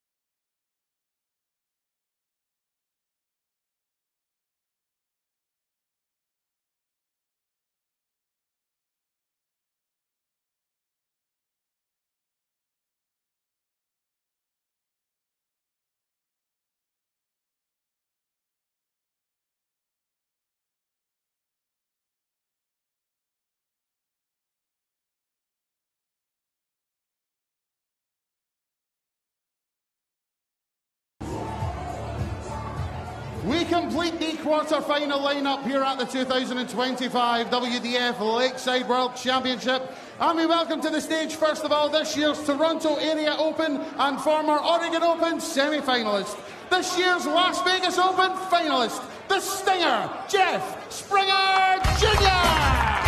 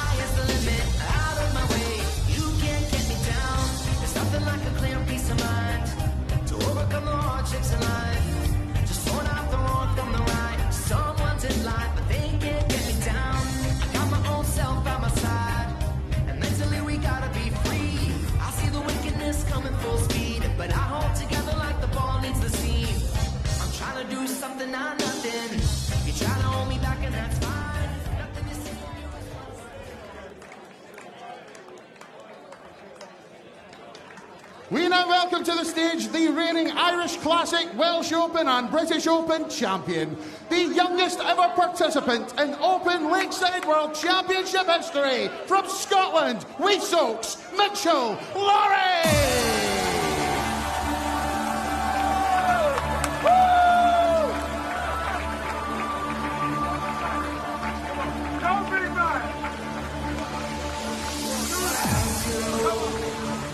Somewhere I know where I go.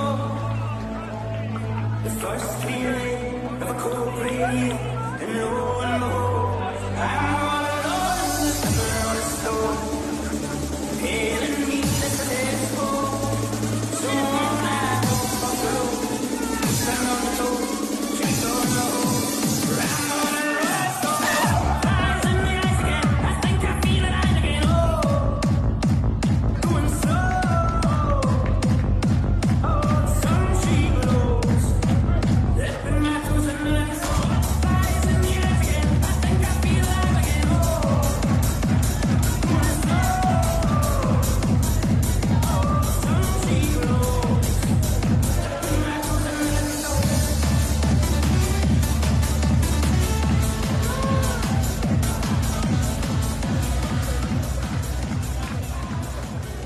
He's back, the man of the moment, Mitchell Lawrie, after comfortably sailing past Adam Schie in the Open Youth World Championship earlier this afternoon.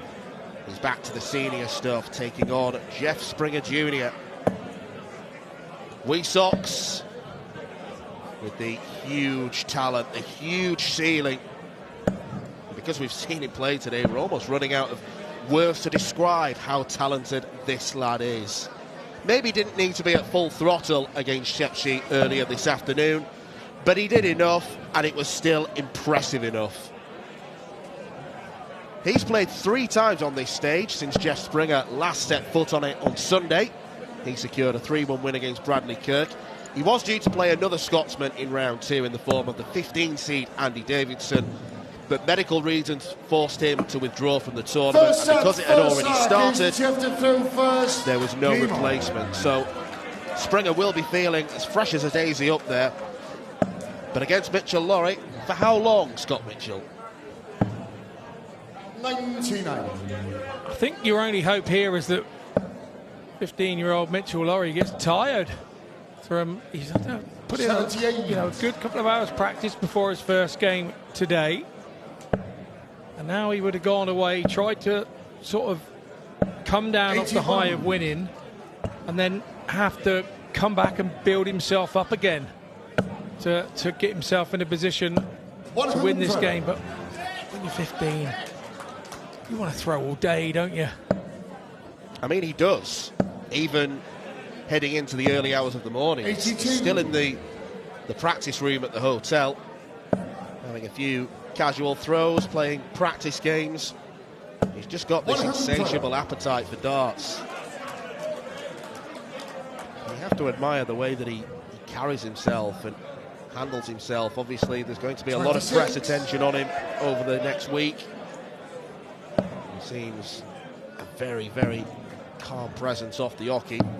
There's still some fire on the oche when it comes to the darts, and it could be a very interesting game against Jeff Springer, the Stinger. It's an early break opportunity for Mitchell Lawrie. And that opportunity will come on double 5. Springer watches on. And he watches Lawrie take the leg. A break very early on.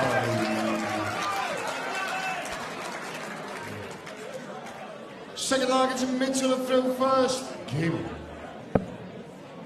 Asked Mitchell about the flights that he's using. He said they look a little bit like reindeer antlers, and he said they are. He said they're a Christmas flight. He said he asked his wee sister at home. He's got some with snowflakes on, 55. Some with a Christmas tree or something on it. I think it's along those lines. And he said he asked his little sister at home which ones he should use, and she likes the ones with the reindeers on. So that's why he's using these particular flights, because his little sister at home likes them the most. So he has a soft side to him as well, doesn't he? Does Mitchell Lawrie.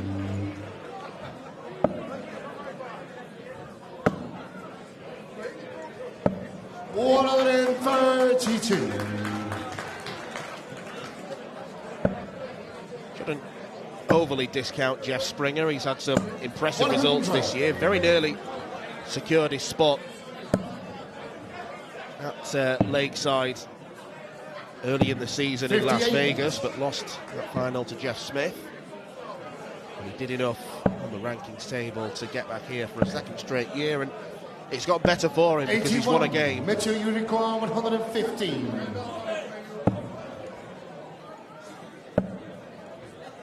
Double 18 incoming then for a 115. 79. Jeff, you require right on the wire from Lawrie. 142. Springer. 80. Mitchell, you require 36.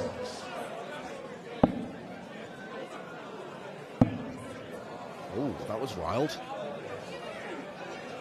I agree with you. Yeah, big wow, Mitchell. What a recovery. There's such a thing as a good miss.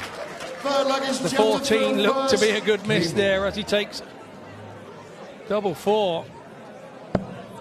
Double 2 for 4, sorry. Been a long day. 100.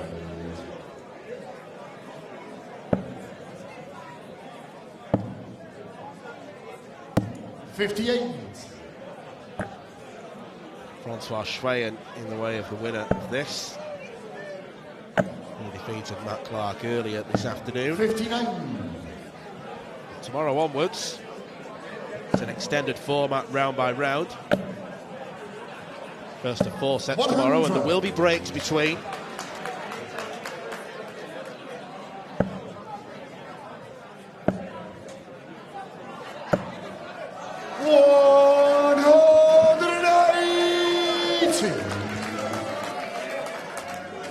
First 180 of the match goes to Springer.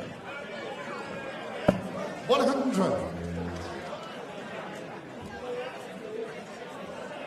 Both players, as you can see from the walk-on, have got tons of support with them. Mitchell's got plenty of family with him, and his sometime pairs partner Neil Duff's in the building, giving him encouragement as he walked on the stage. Jeff, you require 68. 68 for Jeff.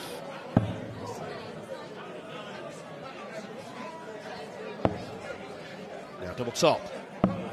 48. Mitchell, you require 147.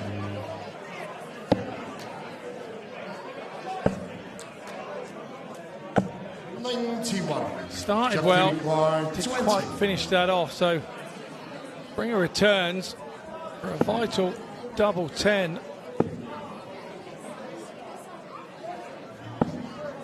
10. Chance goes a begging. Mitchell Unicorn, 56. 56th in for Lawrie. Does his usual routine, hits the big number, steps back, stares at that double top, fixes his eyes on it, walks in till his foot touches the offing, and then hits the double top. Second set, first line, gives Mitchell the First throw set first. over in a jiffy.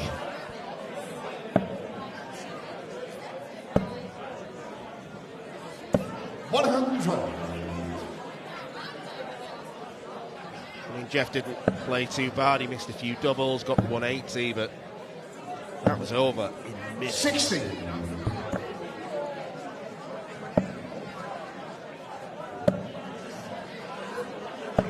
$81. I wonder if when he was younger, Mitchell Lawrie, whether he threw quicker. And he's kind of slowed his pace down. When I say he was younger, well, he's 15 now, but yeah. You know what I mean, Dan, you know what I mean. 97. Most younger kids, they throw pretty rapidly like it's a hot potato. And they can't wait to get rid of it out of their hand. It's burning a hole in their hand. And Mitchell Lawrie is far more composed than that. 100. Well, he's going to have to be very patient tomorrow because he only gets to play the one game.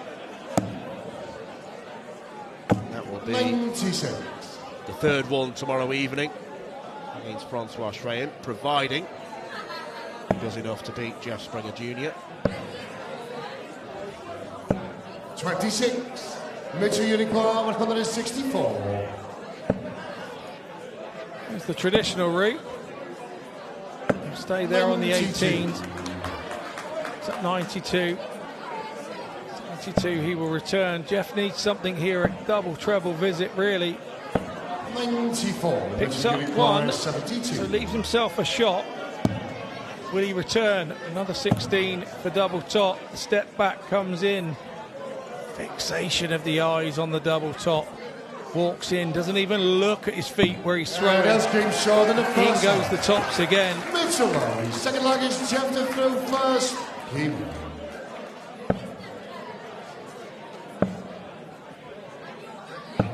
$59. It's also the composure of one so young. There's just 140. so many things right at the moment.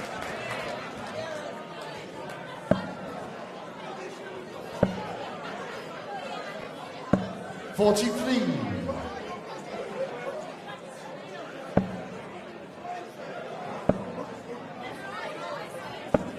$44.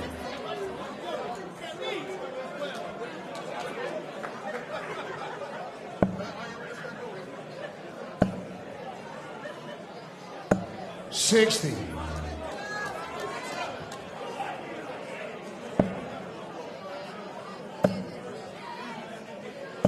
$100. Three more well-thrown darts. There was an argument in Jeff's last visit to go to the 19s because whatever you do with 339, you can't leave a finish. 134. A lot of the younger players these days, they're planning their shots from the first, second visit in the leg. No longer can you really get away with just throwing at treble 20 and hoping you land on something favourable. Got to have a plan in mind. 81. Mitchell Unicorn, 124. Starts as far out as 350. Obviously 180 from 350 can leave you 170. Kind of goes from there, really. Jeff Unicorn, 124. And that's where they start thinking. And when you're as accurate as these guys, 14 for double 11, went for the treble. 84. Mitchell Unicorn, 68. Gives a chance tops if he can get back. Double 10 for Lawrie. That's game short in the second line. Mitchell Lawrie. And he didn't get back. Third leg is Mitchell to throw first. He looks a forlorn figure there, Jeff Springer Jr. at the moment. A bit like a rabbit in the headlights. And you can't blame him.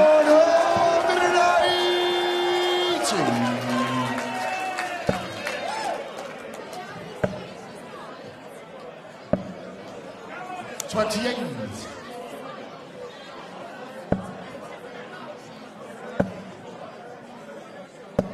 60.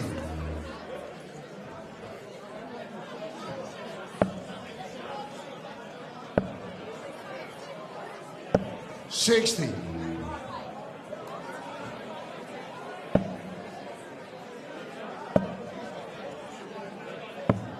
105.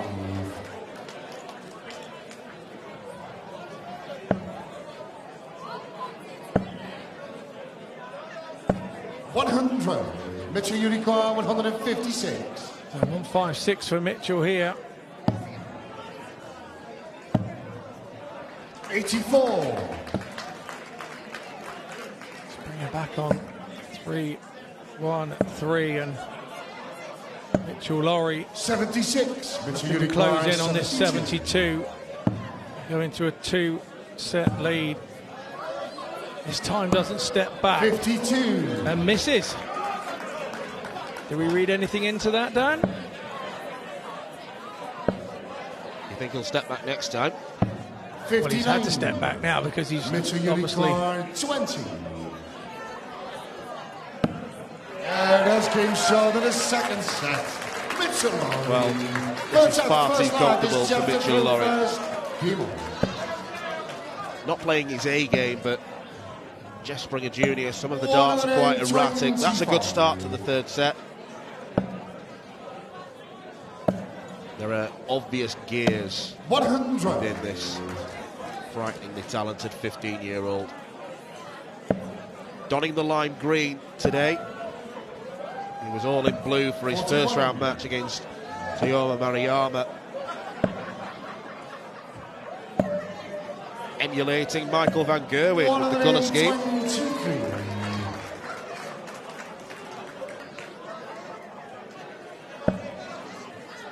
I've had a nice message off of James on social media, and he tells me Mitchell has had to slow down a little bit. He did throw a little bit quicker when he was a bit younger, but he found it made him erratic. And as you can see, he's obviously slowed down a bit, and that's turned him from erratic into prolific. Erratic to fantastic. Mitchell Unicorn 98. Well, he's got a choice to make. He's going straight for it. 82. Jeff Unicorn 62. Springer wants double 16 and gets that leg on the board.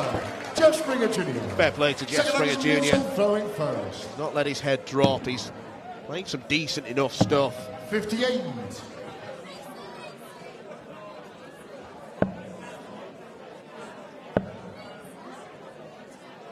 60. One of a number of players who came to Lakeside last year, lost in round one, and then immediately after defeat, Jeff said, I'm coming back next year.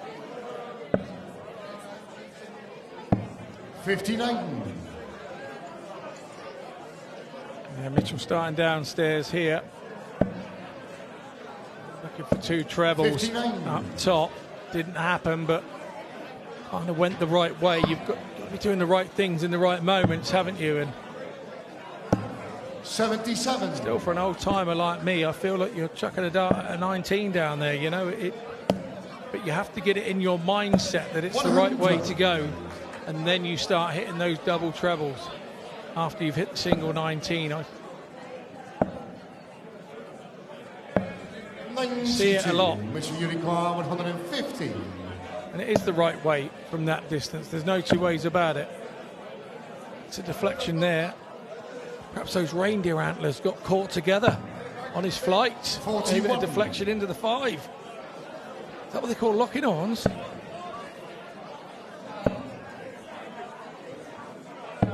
$59. Mitchell Unicorn 109. You might be right. Oh, double 18. That's game short in the second. First bit of emotion we've seen from Mitchell Lawrie in this match. And it's on the back of a 109 checkout. 59.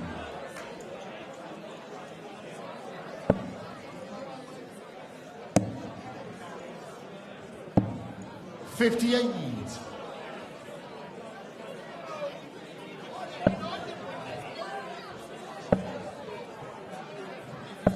100.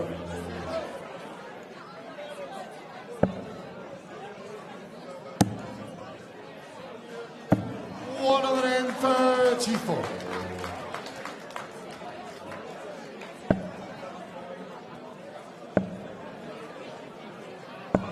55.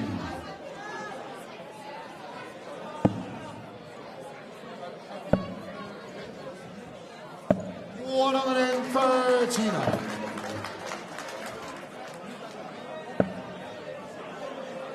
Well, he left the 170 finish on a number of occasions. 170. Against Jason Brandon and Adam Shepsey. Can he finish it this time? Bullseye for Mitchell Lawrie. 139. Well, I'd say he's getting closer, but he has been closer than that. 147, too big an ask for Jeff Springer Jr. 97, Mitchell Unicorn, 31. Okay, 3 double 14 is the choice with 31 left. And it's a good choice as well. Mitchell Lawrie. Four laggers, Mitchell and Phil first. Keep on.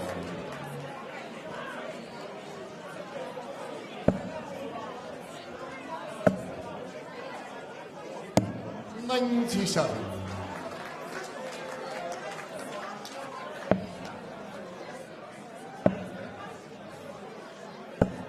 40.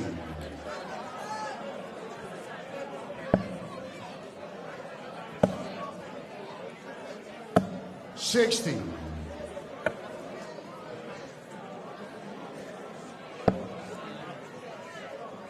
'Lawrie here closing in on a 77. 3-0 win, and I have to say he's more than good for it. 85.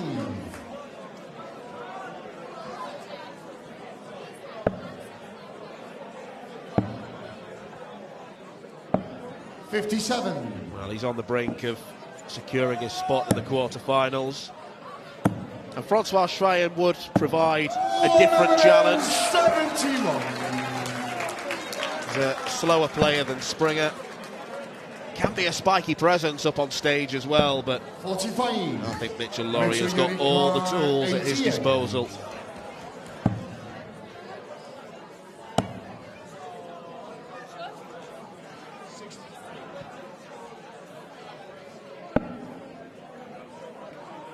'62, check 64.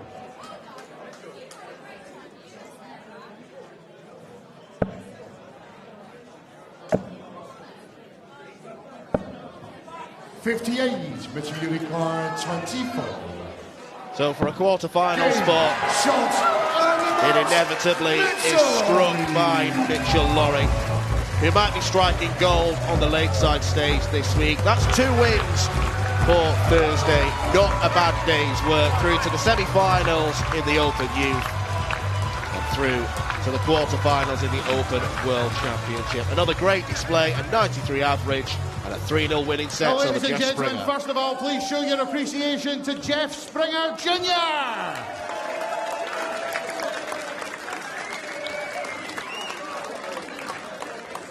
And this young man continues to rewrite the history books. He's into the quarterfinals, Mitchell Lawrie!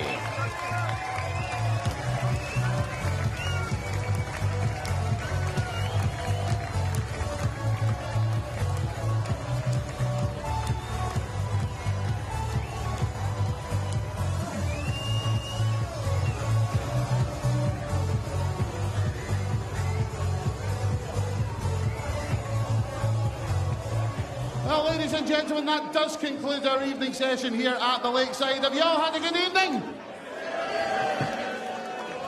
Who's all coming back tomorrow? 4 of you, excellent.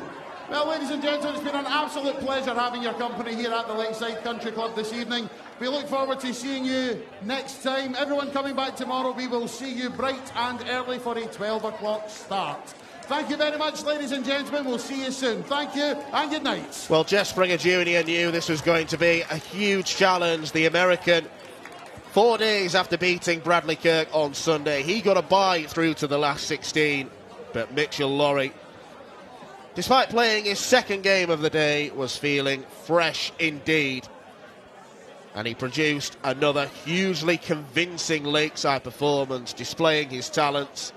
There was a nice 109 checkout in the middle on double 18. A couple of 180s for show as well.